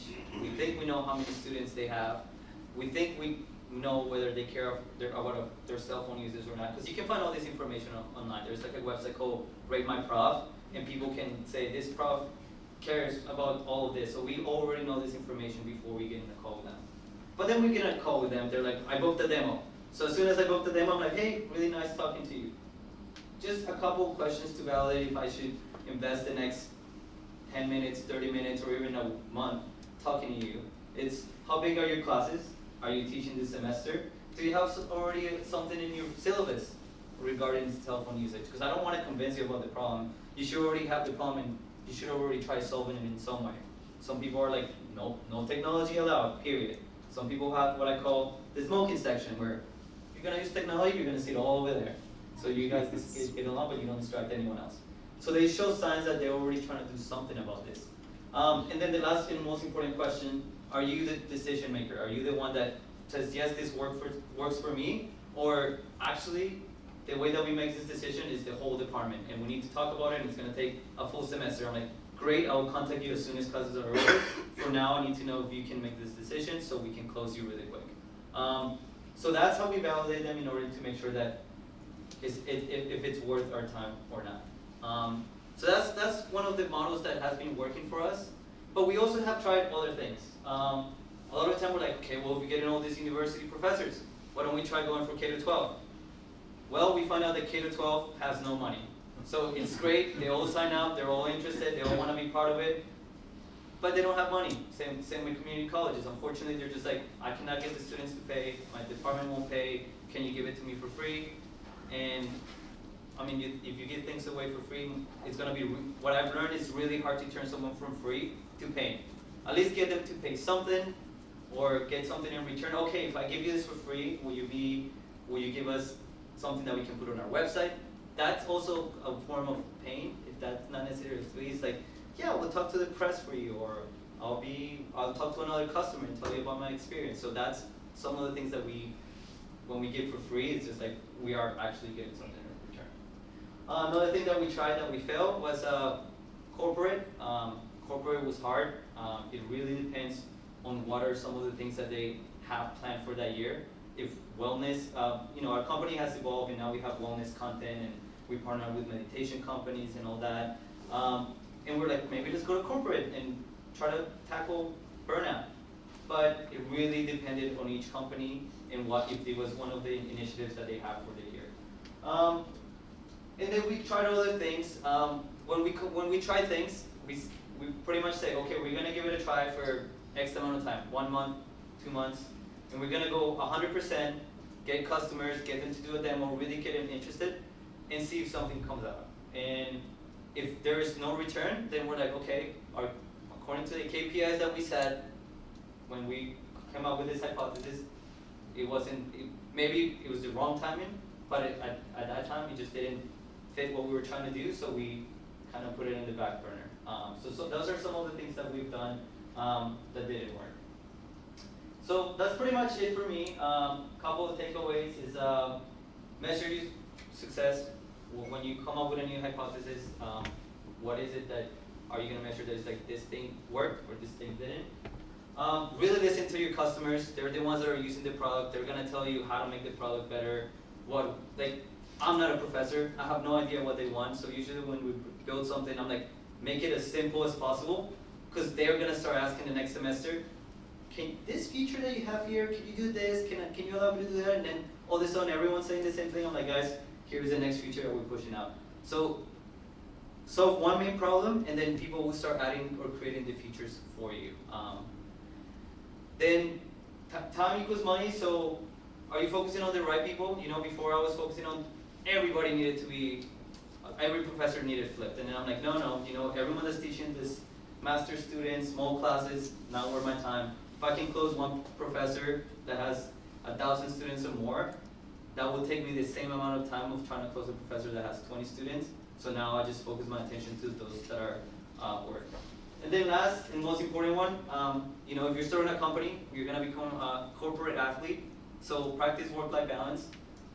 Even the most, like the pro athletes, they stretch, they have rest days. Same here. Make sure that you have a habit that when you're 100% committed into a startup, you need to have something that is 100% different from that. So if you're stressed out, I'm a triathlete, and when I'm stressed out and things are hard, I go for a long run, and they don't cross each other, and they both give me energy. So find something that keeps you motivated, whether it's, I don't know, reading, a hobby, family time. Just find something that is not all work. You all corporate athletes, and that's me.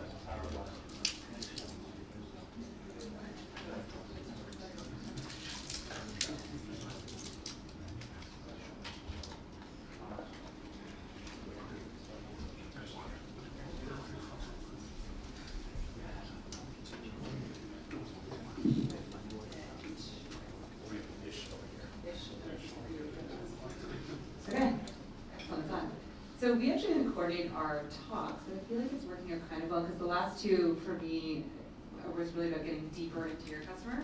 Or mine's not about that at all. It's about, you have a business, you're about to launch, how do you reach anyone, including your target market? For me, that was top of mind. Like I said, we started our company almost 2 years ago, but we spent 6 months, 8 months building the platform. So we soft launched the Friends and Family in June of 2018. And then we fully launched August 1st, 2018. So it's really just been 1 year and a little bit. So this is basically exactly what we did in the first year. The good, the bad, what I would do again, what I still do today, what I wouldn't have done again. It's going to be different for everyone, but hopefully it gives you all some ideas as you're thinking about starting your business and how you reach your customers. So, okay, you have a great business. Now what? Congratulations, you've completed your build or whatever it is in terms of setting up the business, and you're ready to go. So all you need is customers. Like literally, we built this platform, and day one, or when we fully launched, and when it wasn't Friends and Family, it was real, I turned it on, we turned it on, and I was so nervous. I'm like, oh my God, it's gonna break, what are we gonna do? But it's like, looking back at that, how scared I was. I slept with my phone under my pillow, assuming that someone was gonna call. That was dumb, because we had no customers. So what was that actually worried about? I'm really not sure looking back. So maybe not stressed with that as a starting point. But how do you reach your target market? So how do you show them that you have a great product, what you built, and how do you have it catch on from there? So this presentation, I'm going to go through identifying it, and then some of the things that we did. So identifying your target market, all of you have already thought about this. That's essentially why you're building your business. You all have ideas in your mind as to why it's needed by the world. So that's done.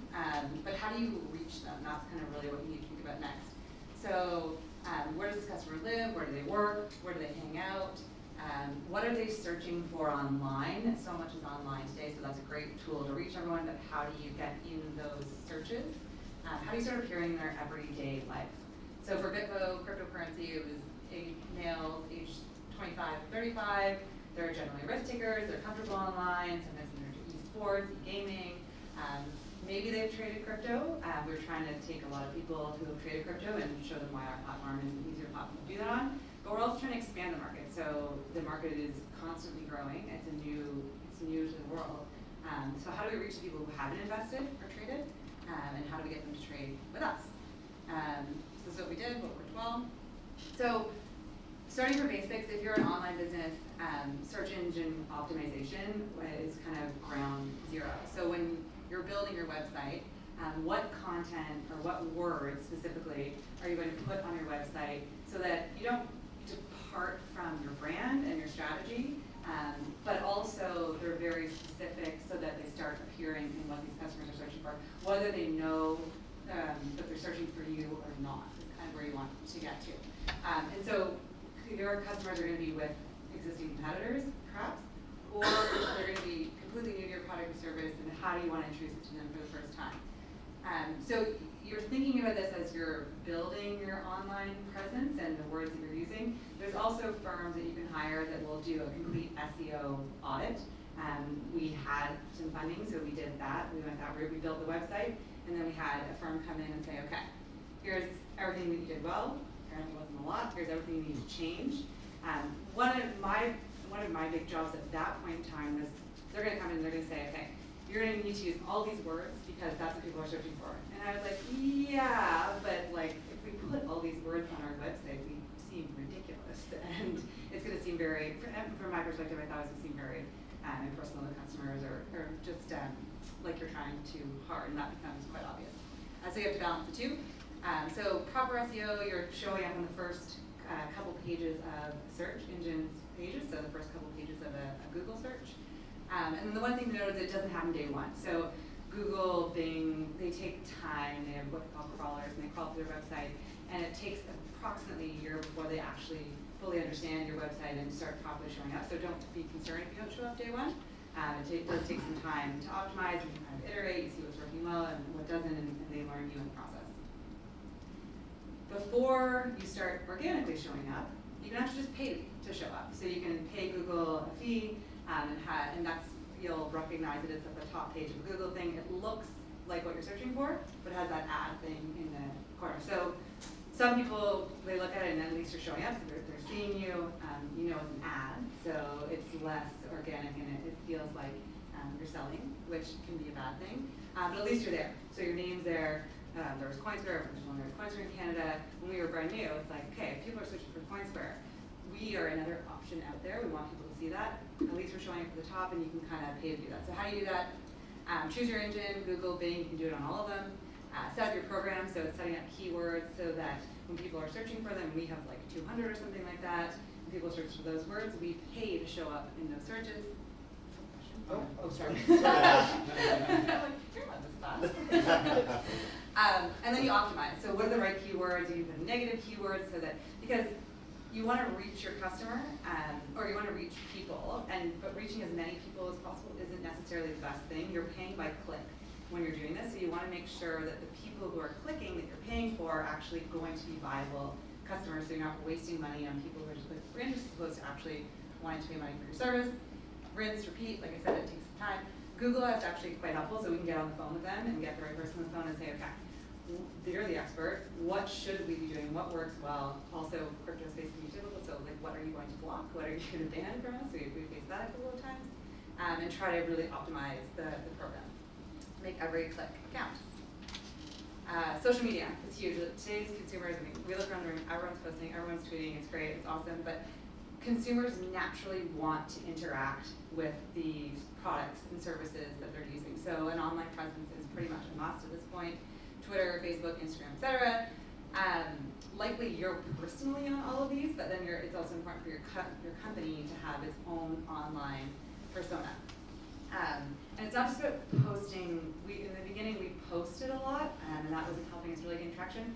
It's really about kind of interacting with them. So commenting and sharing and tagging people, and the kind of more organic type conversations as opposed to like these perfectly curated, beautiful posts that you spend so much time on that you do that too. But I've almost found over the years that it's the more organic interaction that actually gains more traction as opposed to the time you spend building perfectly curated posts.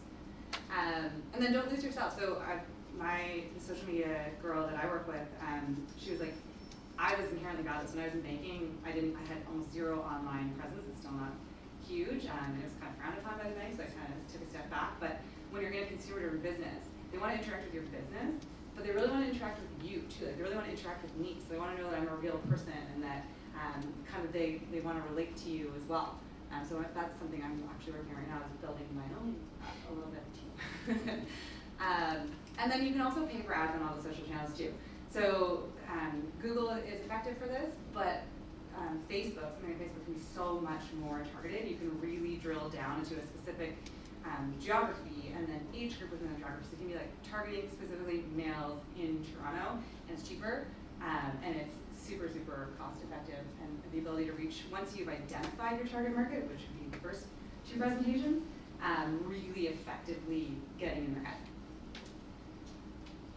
Influencers. So when I first thought of influencers, I think of like Kim Kardashian. I'm like, oh my god, like Mark. So lower, but they don't have to be like that. It could be just kind of people in the space. So most people are natural followers, especially when you're a new product or service. A really quick way to build trust is to have other people in the space build that for you and say, you know, this is a really great thing. And when I think about it, it has to really fit both ways. So it's not just like hiring a celebrity to pimp your product, because that's going to seem really inorganic. But it's hiring someone who naturally would love your product, who does have a certain amount of following online, and they really fit with your brand, but you also really fit with them and identify with them too. So how do you find them? You know your product best.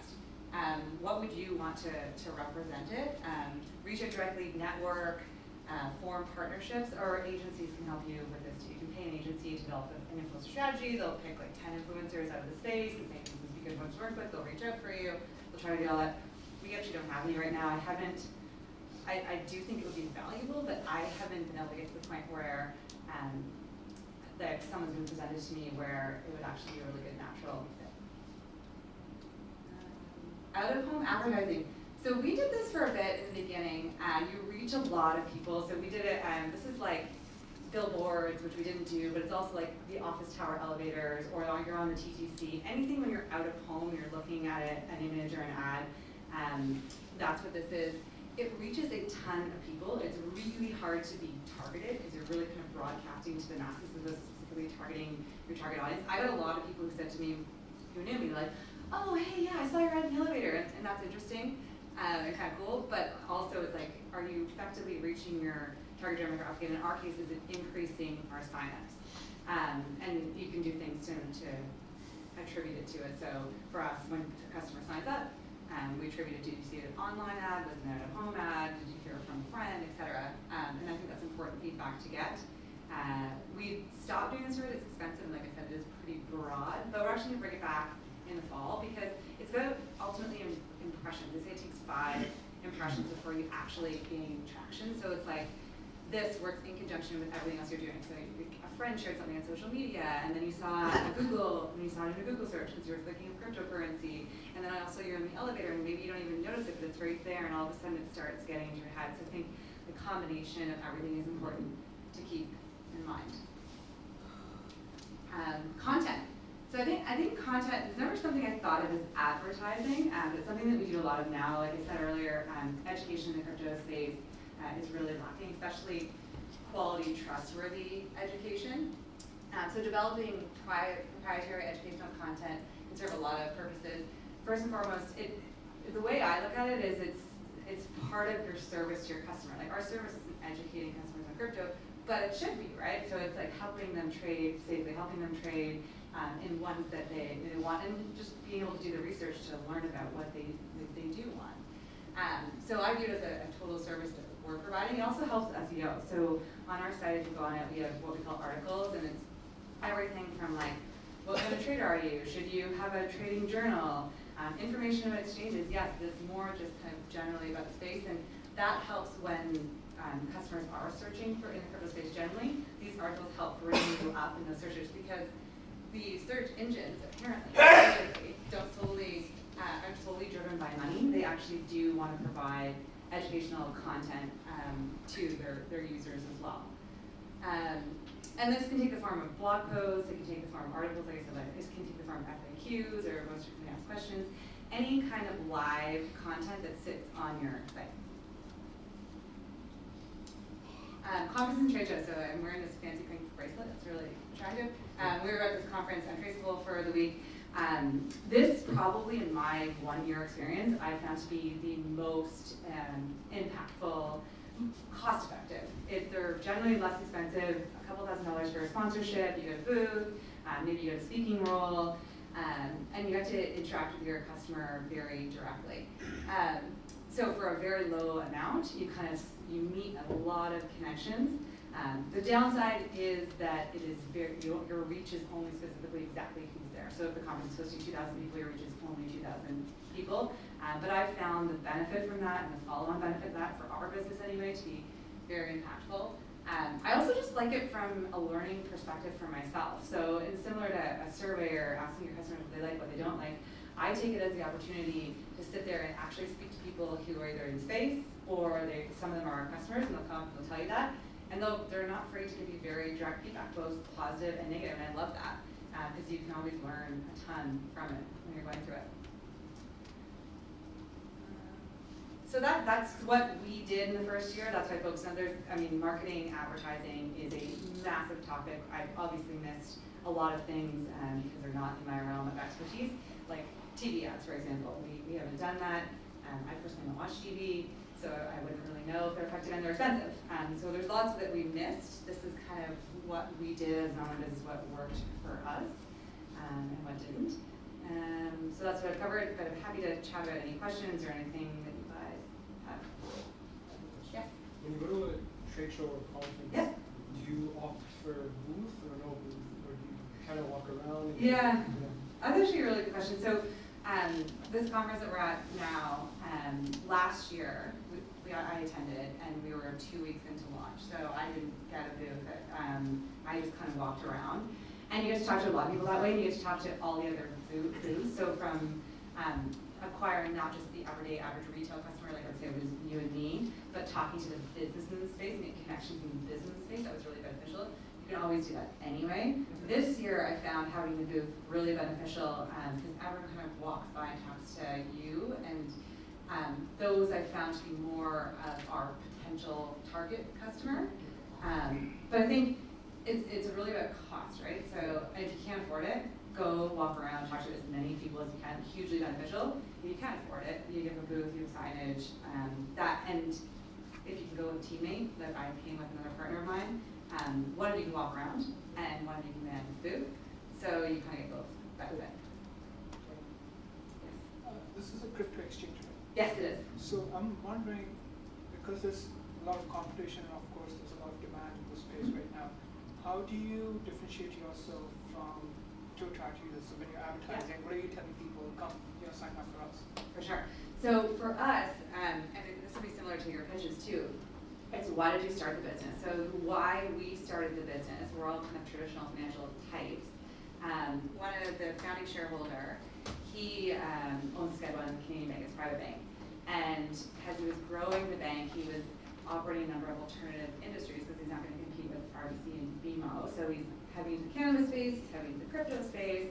And what he found out the crypto space was, he thought the opportunity was huge in terms of the ability to make money, but he didn't feel he could personally bank almost any of the players in the crypto space and still comply. He's Sked1, so to keep his license, he has to comply by OSFI, et cetera. So then he's thinking, and he used to run a payments business, so he's thinking, hey, I used to run a payments business, I know how to process transactions, like intimately well. I'm going to do this better in terms of my knowledge of processing transactions, but also at a higher level of voluntary compliance, because no one always gets to comply, which is better overall for consumer protection. This all started actually really interestingly out of his meeting with the Quadriga team. So he had the Quadriga team, and he was like, whoa, that's scary. Our goal, our hope was that regulation would come in, and we would sort of be the last person standing whilst offering our customers a service, and then the players like Quadriga would get taken out by incoming regulation. Quadriga took themselves out, unfortunately, for the entire industry before that ever happened. But I think, to your point, what do we do better? So we have the strategic alliance with Sked1 Bank. So we process transactions faster, more safely, more securely, and more reliably than some of the platform out there, I would say. We built the platform, it's coded directly into the bank. So we've taken, so a customer sends us money, it goes directly to our bank, electronically, and then back to Bitbo to update their account. So that whole process takes maybe an hour. So depositing and withdrawing fiat is a huge pain point in the industry historically, and we've removed that pain point by making it go from 1 to 2 days to weeks, in Quadriga's case, to an hour. Is there protection that you guys offer? Protection? Yeah. with like CDI and PFOs? Oh, so all of our fiat deposits are held with the bank. So any fiat deposit held with Schedule 1 Canadian Bank is CDI, is insured. So that would be true for any of the crypto because they're going to bank with a bank. So the crypto deposits obviously aren't. We have a proprietary cold storage solution, air-gapped, off-site, in a regulated financial institution. That's what we do, and we keep 95% of our assets, crypto assets there, and like 5% or less online. Okay, thank you very much.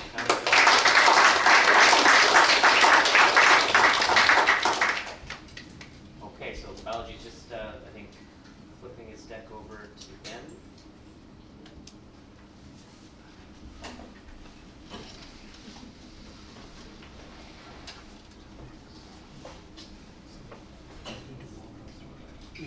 We'll go to Walrus. Yeah, so that's the Q&A.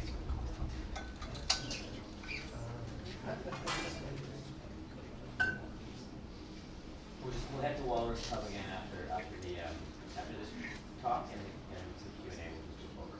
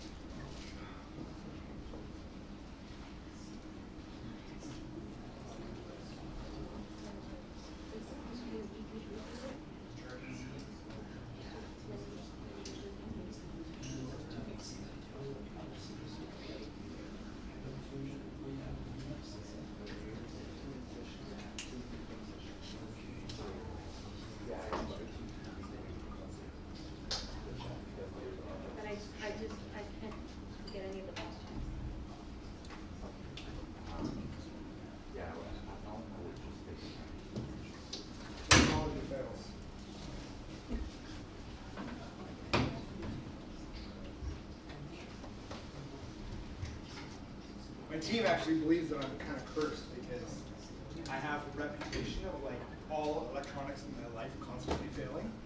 And I'm on conference calls and like my phone, my laptop, my headset will just all die at the same time. Oh, there we go. Saved by the bell.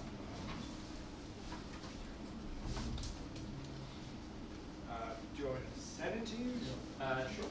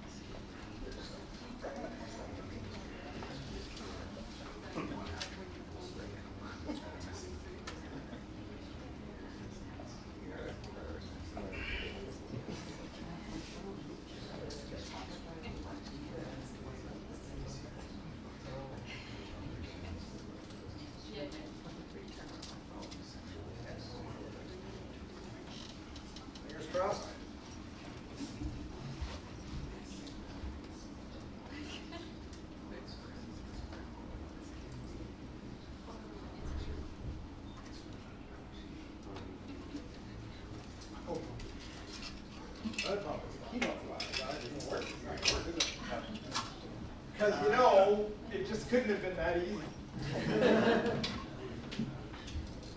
Well, let's see. It's running now, so maybe I can take it over there and plug it in.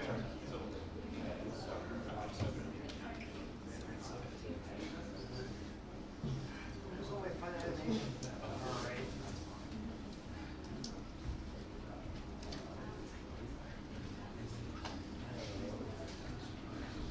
Yeah, we can do that here.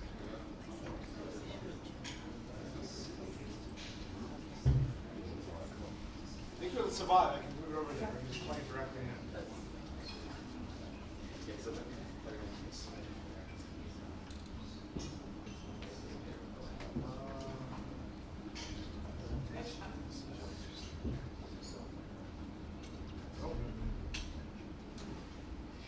Try taking it over.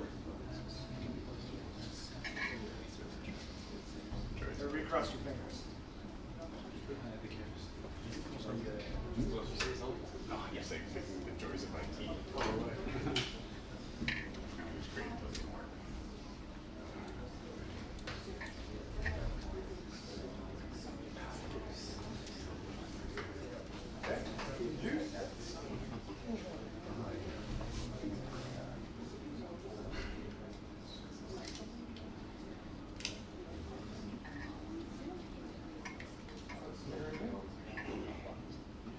Hallelujah.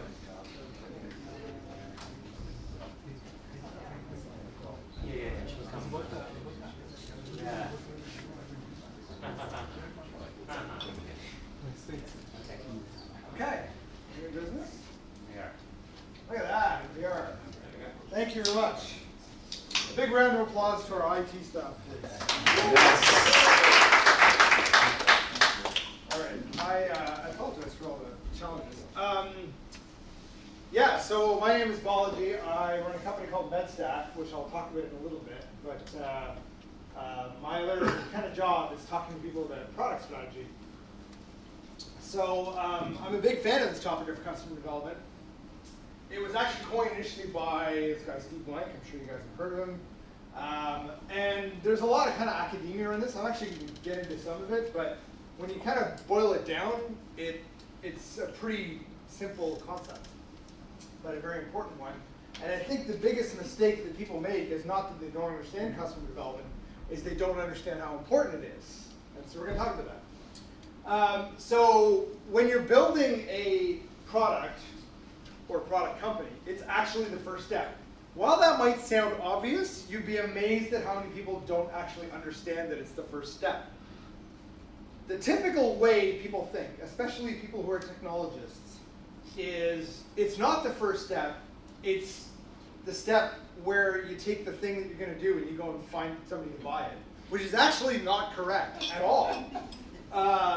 And so if you kind of think of customer development as a process, the very first thing you're trying to find out, there we go, who is the question of who. And you know, to me this stuff is kind of obvious, but I bring it up because a lot of people don't think this way. They actually think the first question is what. And the first question is not what, the first question is who. And this actually comes up in another topic of conversation that I often have with people. In fact, I had one yesterday, which is career advice. So I'm not to diverge the conversation too much, but you'll see why this stuff is aligned. So people come up and go, hey, I want to get into tech. And what do you want to do? Well, I would love to be a growth hacker. Or I'd love to be a back-end developer. Or I'd love to be a product manager. That's a whole topic on its own, which I won't bore you guys with. But I'm like, that's actually the wrong question. The right question to ask is, who do you care about? What do you mean who I care about? I care about my mom. No, what I mean is, whose problem do you want to solve? And it doesn't matter if you don't know what the problem is, actually, because you actually need to first start out with, whose life do I want to make better? And by that, just to characterize what I'm talking about, it doesn't necessarily mean just a specific person, although that's often the case. It can be a specific function. It can be a specific type of company. It can be a specific industry. If you're not working in a space that you care about, then you're actually starting in the wrong place. So that's the first thing, is who do we actually care about? And the second you need to figure out is what's bugging them, right? Because we all need to get our customers to love you. They're not even your customer yet, but eventually when they are, you want them to love you. So the best way for you to draw empathy with anybody in the world is that you understand what frustrates them, what drives them crazy. Okay, what are you good at? This came up in some of the pitches earlier. This is another thing that people don't necessarily realize how important it is in the beginning. Because I can guarantee you, chances are that if you found the customer profile and you found the thing that's frustrating, there is probably somebody else who's also trying to solve the problem for them, whether they even realize it or not.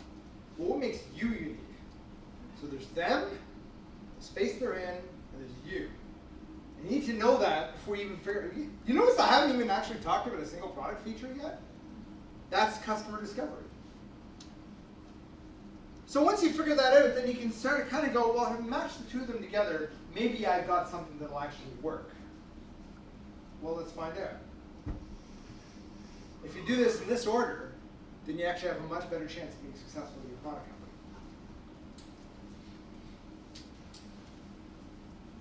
company. Okay. So it's actually not just altruistic. This is actually an economic activity. What I mean by that is that if you do this correctly, the customer becomes a part of your team.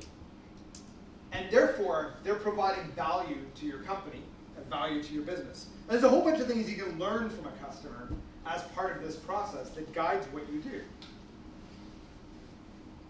They can tell you what to do. They can tell you whether it's going to work. They can tell you what order to do it in. They can help you tell other people that it matters. They can inspire your team. Another thing that managers often forget is that people work damn hard in startups, and they want to make sure the stuff they're doing actually matters. It doesn't matter what function it is. Everything from architecture through to customer support and marketing. And they give you purpose. Now, if you haven't done customer development properly, you're not actually going to get this stuff that you can actually use.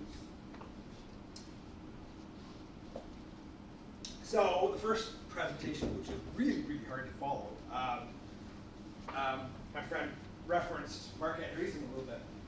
And this guy's provided a lot of really interesting frameworks and useful advice on how to build a product company. But this is one thing he said, which I'm kind of paraphrasing, that I've used repeatedly, and I find it to be really useful, which is, okay, the first thing I said in the first slide was like the who. How do you determine who the who is? Because there's a lot of who's out there. Well, he's actually provided a framework, kind of like a hierarchy of needs, to figure this stuff out. And this is actually part of his whole thesis on product market fit. So the first is, there's got to be a somebody. So let's define a somebody. It's storefronts who sell natural foods in an urban city. I don't know. We've got a somebody. And the second thing is that somebody's got to have a problem.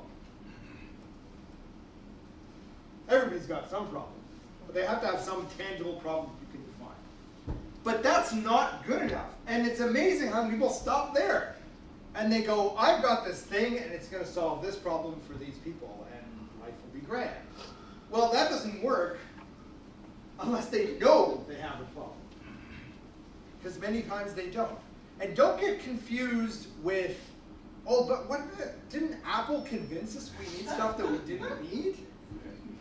Even they do this, but they do it in a very subtle manner.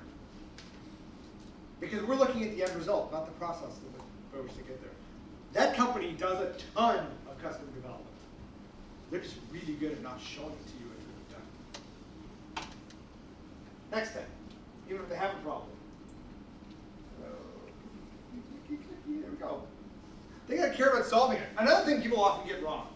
I'm going to convince you that your problem matters. They got to be telling you that their problem matters. And the real money is if they matters so much they're actually hacking it right now. This is why going after like life hackers is such an amazing business, because they're so frustrated they want things to go differently. So if your target customer profile doesn't meet this criteria, you need to find another one, because this is the formula for success.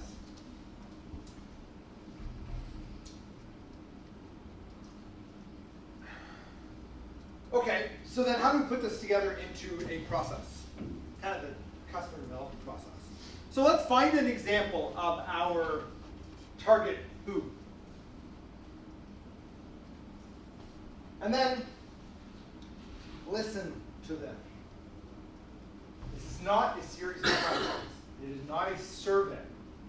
That's the worst thing you can do at this point is a survey. Just turn on your recorder and just listen to them talk. What are you looking for when you're listening? Have you any thoughts on the thing you're going to be looking for? And how do you start this conversation? You can't just go like, whoever's talking, I'm going to listen to you. There's something that you tell them to spark the conversation.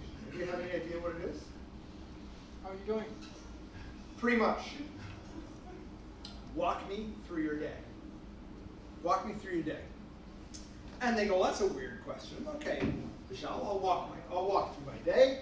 You know, I open my store and I check my inventory, make sure my cash register is up and running and my accounts are all set up, and the customer walks in, and you know, it happened 4 times this week. The customer walked in and they're all asking for supplements. We're not a supplement store. That kind of drives me nuts. That's what you're looking for. That kind of drives me nuts. Let them tell you what's frustrating them. And they just go, stuff. Can you say it again? Yeah, I mean, these 4 guys, it was just in my head. They walked in and they're all asking for supplements. We're not a supplement store. Why did they do that? So what you're looking for is finding out what upsets them and synthesizing that into something tangible that you can actually go back and validate. So you play it back. So you're telling me one of the problems that you have is that people think your store does something that it doesn't actually do. Well, yeah, and quite often when you say it, like they didn't actually realize how big a problem it was until they hear it worded that way. And at that point you stop. Thank you very much for your time. Would you mind if I called you back another day? Because what you're going to do next is you're going to do it again with somebody else. And again, and again, and again. And I'm still not pitching anything. I still have no survey. I don't have a set of questions. Walk me through your day. How long do I need to do this for? When do I stop? Well, never is actually correct. But from the purpose of this discussion, when do we move to the next step? When you have enough people with a common frustration. Exactly. When I start hearing the same thing over and over again, which might take a while. But is it like 4 people? Is it 10 people? Is it 100 people? Answer is, it's enough people when you start hearing the same thing. And when you do, that's when you go, well, what if it was something different? What if there's a way for people to be asking if they're actually looking for supplements, they're actually looking for what you're selling? Yeah, that would be interesting. I've only said what if. I haven't actually said what I'm building. Well then, maybe it might look like something like this. So that's when you come and you actually show them something. And so the formula for doing this correctly is actually kind of simple, but not intuitive. Is that when you're having these conversations, never use this word. Would you like this? Would you pay for this? Because as soon as you do that, you're flipping it from their life to your vision of their world. That's not something you do until that very last box on the previous slide. So, practicing what to say, listen how many times you say this, and don't. There's no would. There's are, is. What's going on with you? Tell me about your life. As if that wasn't hard enough. We're talking about one customer. But there's this kind of like fashion trend in tech startups these days, where companies are becoming obsessed with businesses that don't serve one customer, but serve 2 customers.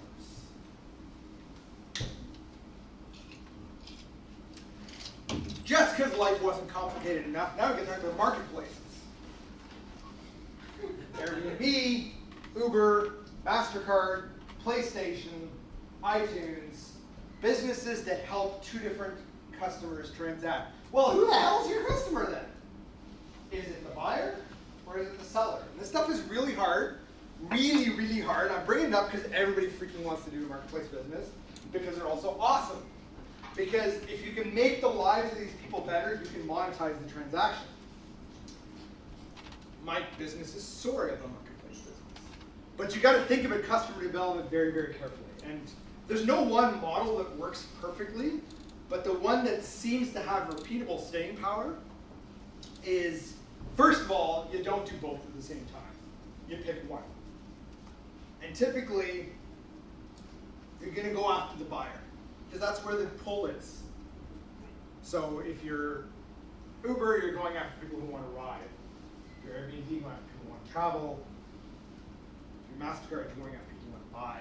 And you find out the problems, and then you go and fake the supply. You curate the supply, you buy the supply, you steal the supply. You tell people you have the supply when you got squat, because that's how you develop your market. So there's this little hack where you gotta go, you know, I don't know, I'm trying to think of a transaction. So I've got people who want to sell lemonade, and I've got people who make lemons, right? So I go talk to people who want to sell lemonade. What do you want? I really want lemons. Well, I actually have like 100 lemons, and I've got like 3. And then I go to lemon suppliers, and I go, well, I've actually got like 20 people who want to make lemonade when I've actually only got 4. And you just kind of keep going back and forth and back and forth, and you build your story this way in kind of a hacky manner. But a lot of marketplace businesses have actually done this. I'm bringing this up because customer development in marketplaces confuses people tremendously. And you have to stay focused, because that's how you build the laser-defined proposition that will make you successful. And it's around, typically, the buyer. But not only do you need to do customer development, you also need to do market development, which is something else that people kind of ask. Maybe you know what this thing is called? I'm geeking out here. Porter's 5 Forces, yes. Michael Porter, Harvard dude, built this not actually for companies, but he actually built this for how countries can compete on the world stage. But it actually applies really, really well to companies. So once you've got a customer, which is always the first step, always the first step. Once you've got a customer and you understand the problem, and they go, well, you know what, if you could do that, I don't know how you can do it, if you could do that, that'd be interesting. Then you actually got to understand if you're going to be successful. And this part is also really, really important. So I won't MBA everybody in the room here, but essentially it's how many people are trying to do this, and how many customers are there, and do they have the ability to be moved to a new solution, yes or no? How much power do they have? Have I solved it in a way that's going to be really sticky or not? And if not, that's okay. How do I keep innovating? How do I take control over the market from the perspective of the forces that matter, so that I can be the one that actually wins? This speaks to a little bit about what we're good at, right? And these kind of non-market strategies are really, really interesting and important. And companies that can figure this stuff out actually have a better chance of having the time to develop their customers to be successful. More geeky stuff. So a little bit of a side note. I've been talking about this kind of stuff for many, many years. And I've always had it in my head that these 3 major frameworks, which are the core to technology product development, actually can have an alignment on top of each other. So I did it for my team a couple weeks ago, and I'm so proud of it. I decided we're getting this presentation too. So technology innovation is really about this thing called disruptive innovation. Disruptive innovation works like this. So over time, you've got this thing that people do, and it gets better because it just naturally gets better and becomes more relevant, and more people use it, and it works pretty okay. Most things have a solution today. However, for some people, it's not awesome. It's okay, but it's not awesome. And then somebody else comes along and goes, well, I'm going to deliver something that by most measures of the primary market is going to suck. But it's going to be this one thing that this small segment of the market really cares about. And coming back to the amazing story we had at the beginning of the evening today, that's, I think, what the folks at Superhuman figured out, is that there's this segment of people, Nicole, is that her name? Nicole? That just, I mean, email works, but it wasn't awesome. And it just, even though Nicole is a small segment, there's things that she just would have liked that would have been a little bit better. And if you can think about it that way, then what ends up happening is that you curate the growth of that market to be the market of the future, and it ends up taking over what the incumbent is today. Every major disruption has followed this. Things we know about, you know, Wikipedia, encyclopedias, back to things that date back in the day. You know, how did media get replaced? How did tape recorders get replaced by digital? It's all following stuff like that. But what's interesting is that if you layer this on top of another framework, which is the Geoffrey Moore stuff, this actually talks about customer development.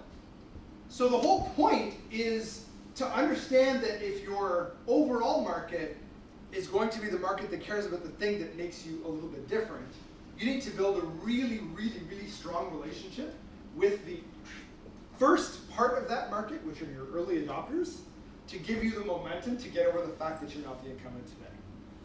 And this is why it matters so much that you understand who they are and why they're just a little bit annoyed. And they may not even know why they're annoyed, but they're just a little bit annoyed about the way that the process works today, and that you are an expert in that industry and that process because you care about it so much. Okay, so that's like a whole bunch of geekery. But let me tell you what we do and what we're still doing, because I think we've actually got a ways to go for a while. So this company, MedStack, we're 4.5 years old, based here in Toronto.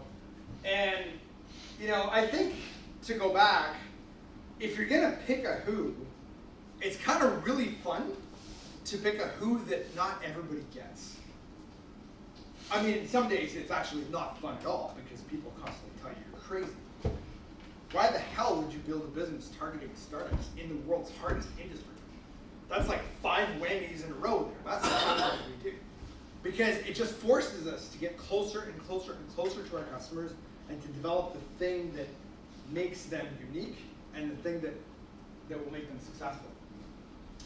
So I won't get too much into our tech, but basically what we do is we have cloud technology that helps companies who are building stuff in healthcare be able to commercialize faster because we help them manage data privacy, which really matters in healthcare, and usually is the thing that blocks startups from succeeding in what we think is one of the world's most important industries.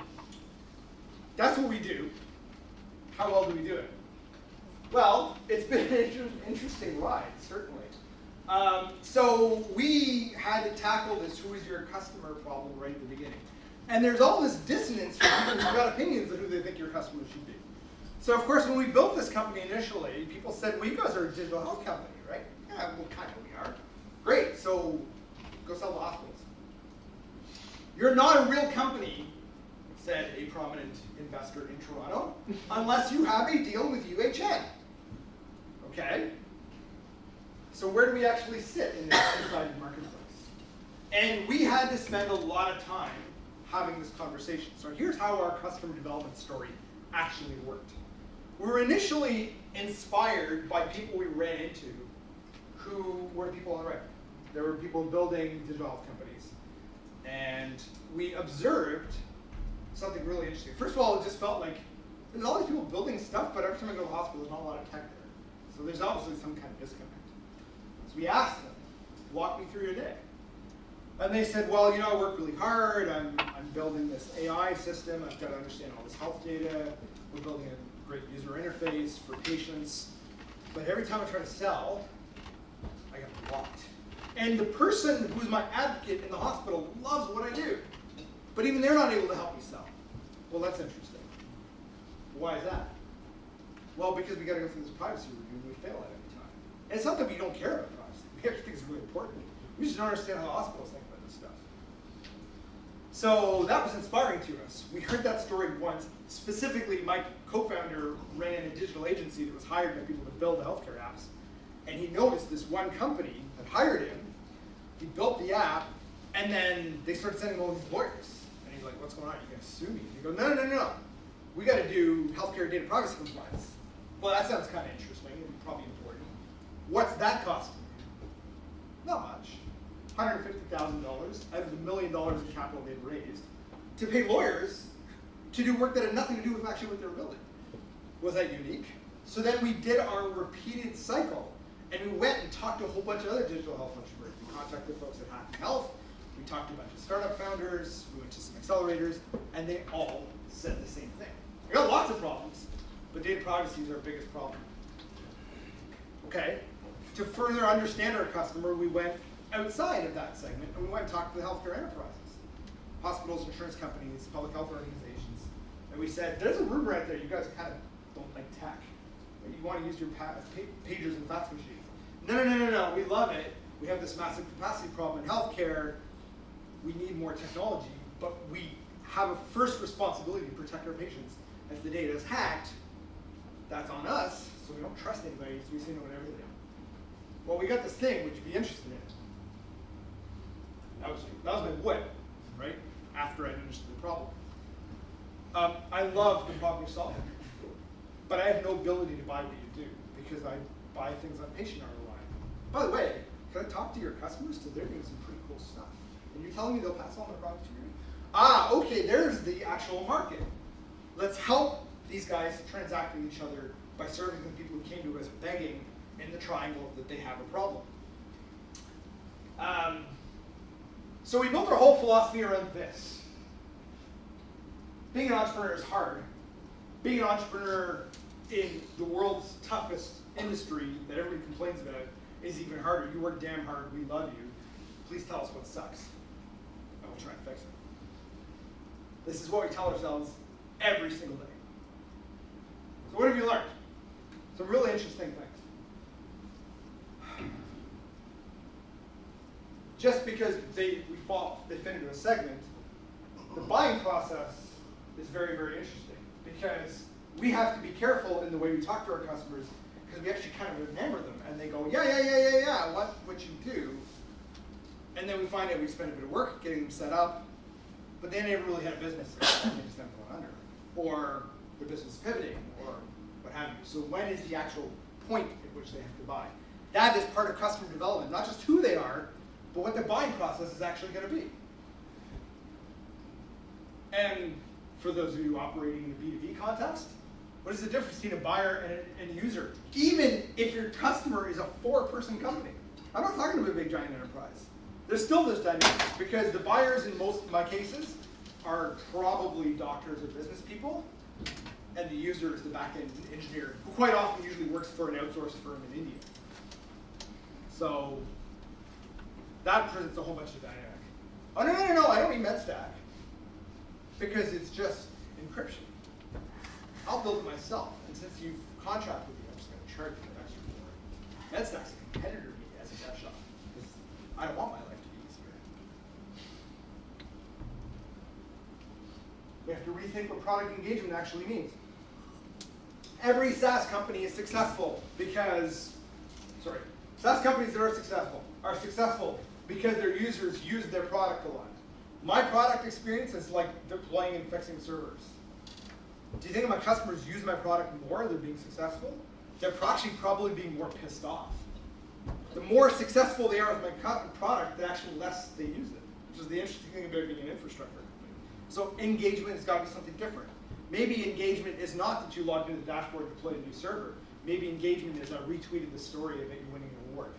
That's what product engagement is for us. And therefore, maybe we're selling more than technology. Maybe we're actually selling us. And the fact that we understand the stuff that has been their problem and a space they actually care about. This is why I said it's so important for you to be in a space that matters to you, because it's actually part of your proposition.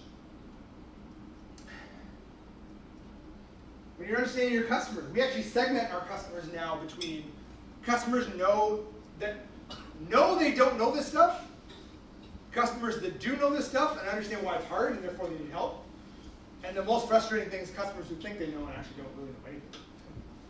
We run into that a lot. Doesn't mean there's no market, it just means the market is complicated. Maybe we're not just technology, maybe we're actually a community.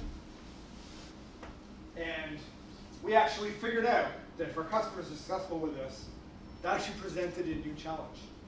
Because then they had to start making more and more changes, and our product experience was not such that that was easy. And that's what's actually led to the development of our new product, which is a self-service platform. All of this is based on understanding who your customers are and what they care about. So, we get to work with some pretty awesome people who do some pretty awesome things in all sorts of different spaces. But they all kind of fall into that one category, which is they work really hard to try and change the world with technology that they're building, and they're frustrated because of something that should be altruistic and important, such as data protection, is actually blocking them from being successful.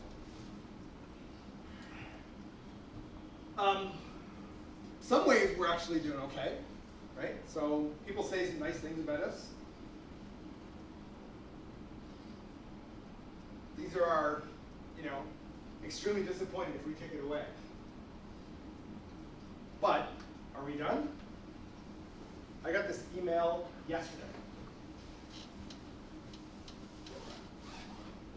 Your team's awesome. Boy, does your product suck.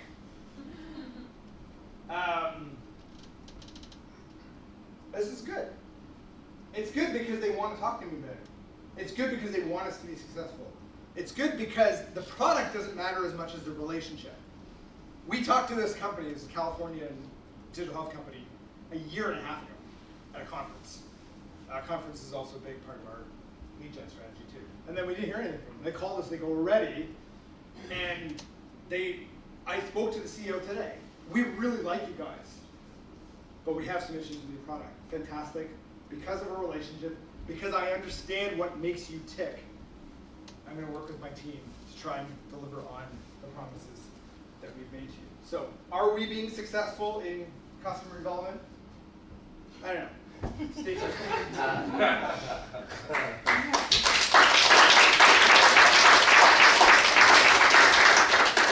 All right, so we ran a bit over, but why don't the four presenters just take a seat at the front. We'll do a quick Q&A for a bit, and then we'll just head over to the pub. So, any questions for Christian, Yossi? Or yeah, we just do it after the pub. Pamela, Apology, Christian. Yeah, right here. Go ahead. Yeah. Hi. Hi. Probably a dirty,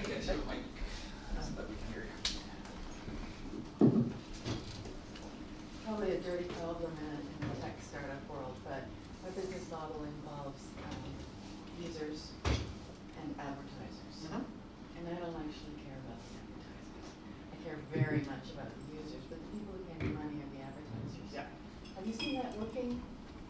I mean, 7 yeah, and it's not, I mean, I'll give my thoughts, but I'd be very curious what my colleagues think, especially people who focus more on marketing than I am.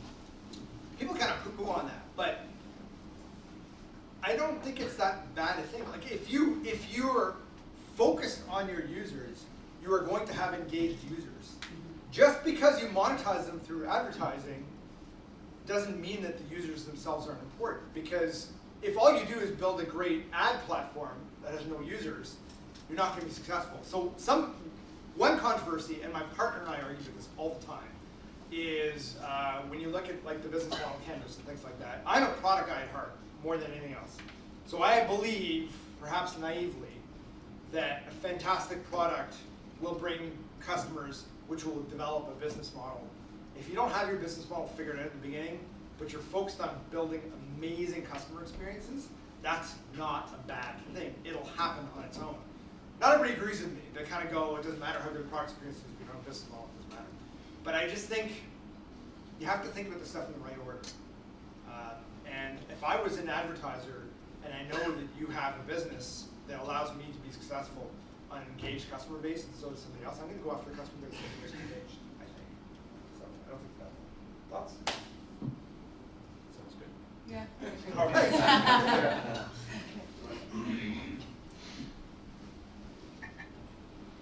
All right. When we talk about surveying people or interviewing people and listening to their feedback and basically their problems, do we, or would you all assume that they're telling the truth? Or when do you have to sort of read between the lines, and how do you do that?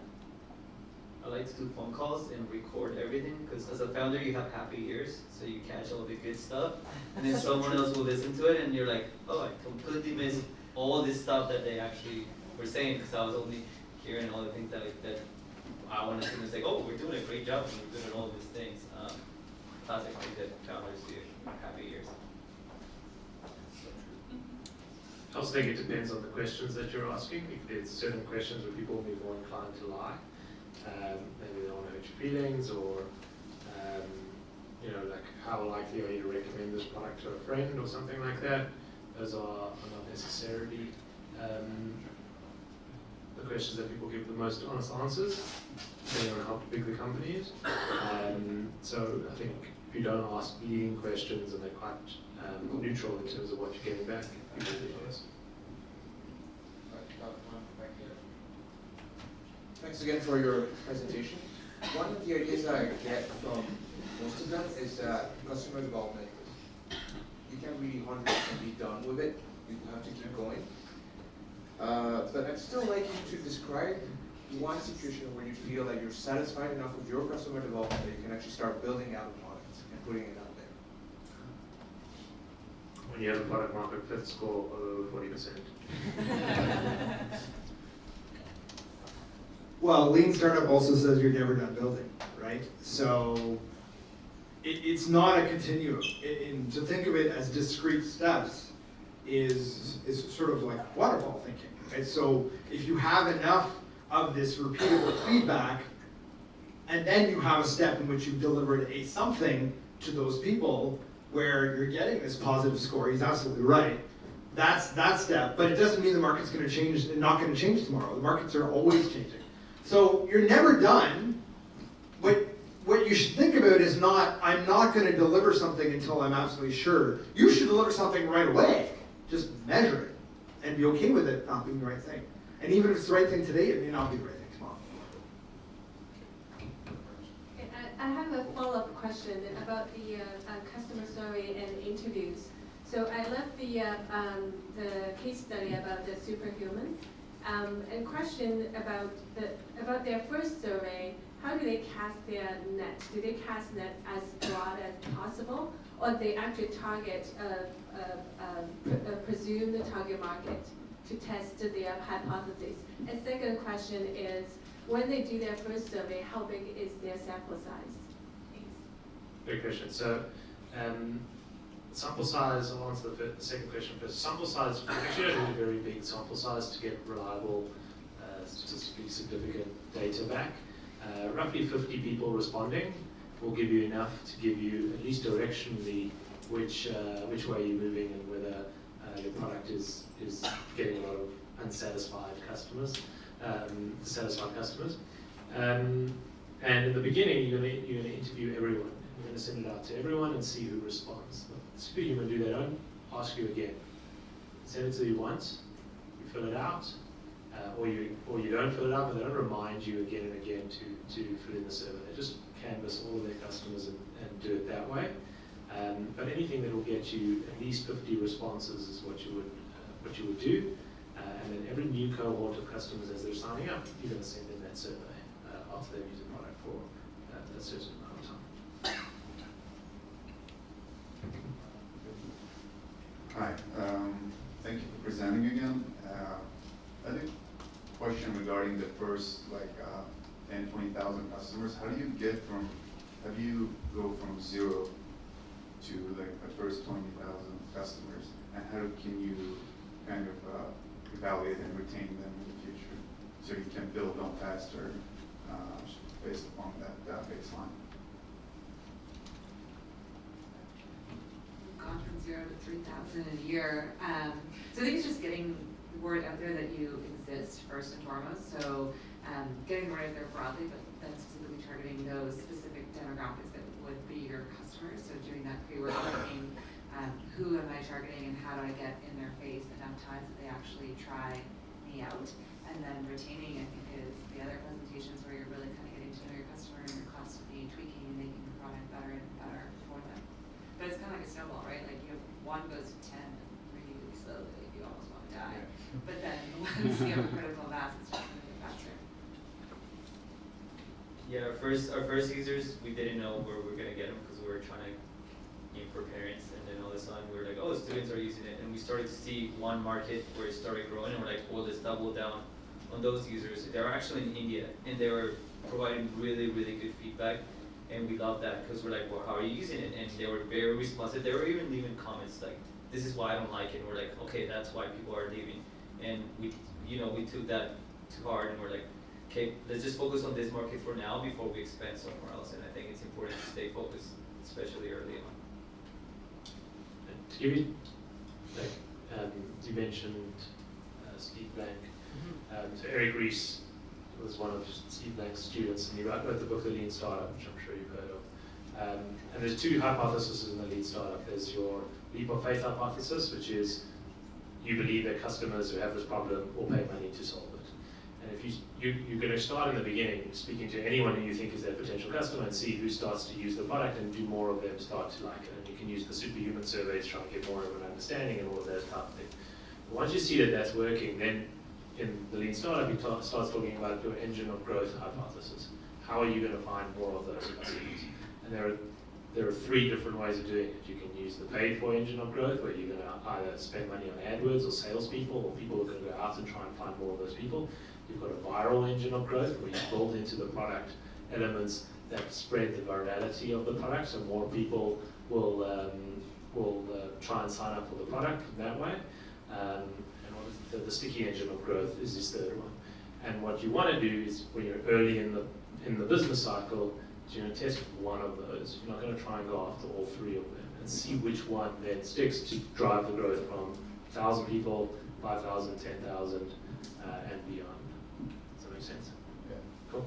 Thank you. Yeah, I just have a question for, is it Balaj? Yeah. Yeah, so I think your buyer persona and your buyer profile is much more different than the other three, of course.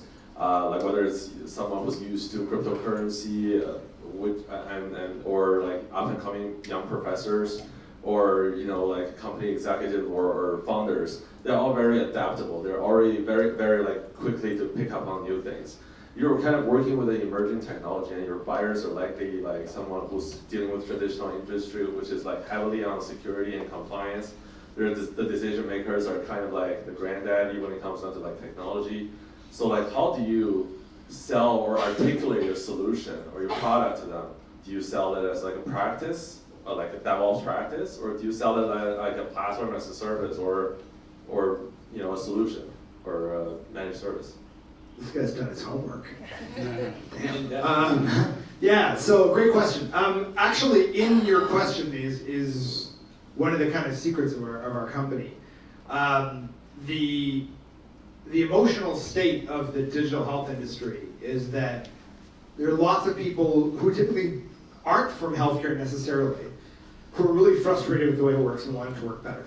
And so they conceive of these solutions that can change the way the industry works, and then they run into a wall. And so it's actually not our customers that are of the old mindset, it's our customers' customers. And so they get really frustrated and they go, I just don't know how to deal with this industry who says, well, we got to do privacy review, come back in 8 months. I'm gonna get out of money in 8 months. So what we do is we go, our job is to deal with all the crap you don't want to deal with. We're a plumbing company. Nobody gets excited about the plumbing in their house. They get excited about their houses. And that's exactly the message of our company, is that what I do is boring, what my customers do is amazing. I'm gonna help you guys focus on what you do better. And so they come to us because of our expertise, which actually speaks to the previous question. How do people know we're experts? And it's because we built a really close relationship with our first few customers who were willing to tell people we were experts. CEO of Circle Link Health was one of our first customers who said, I know MedStack works because we actually passed an audit with them. That's how they work. And the second half of your question is, how do we actually do it? So we started out, it was always our intention to be a platform company. This comes to your question too. Where it's technology that does this stuff that normally consultants charge a whole bunch of money for. But in the beginning we didn't have the tech. So we actually told people we were a SaaS company, we just did it manually. So we actually got the revenue like right away without any technology. We just went into AWS and configured the servers and did it on our own. And was really close to our customers to find out what was working, what wasn't working. And with each subsequent customer, we learned more, and we added a bit of automation to it, to the point where actually our self-service platform, which we've been working on for the past year, is going into production tomorrow morning. So I'm actually pretty excited about that. So it's the fact that the industry is full of all of this molasses that's actually part of our story, and how we actually are able to be successful because we're proving that we can actually create something that helps everybody who wants to move faster to move faster. That make sense? All right, perfect. That's it for questions. We have to leave, but join us at the Walrus. Thank you to all our mentors.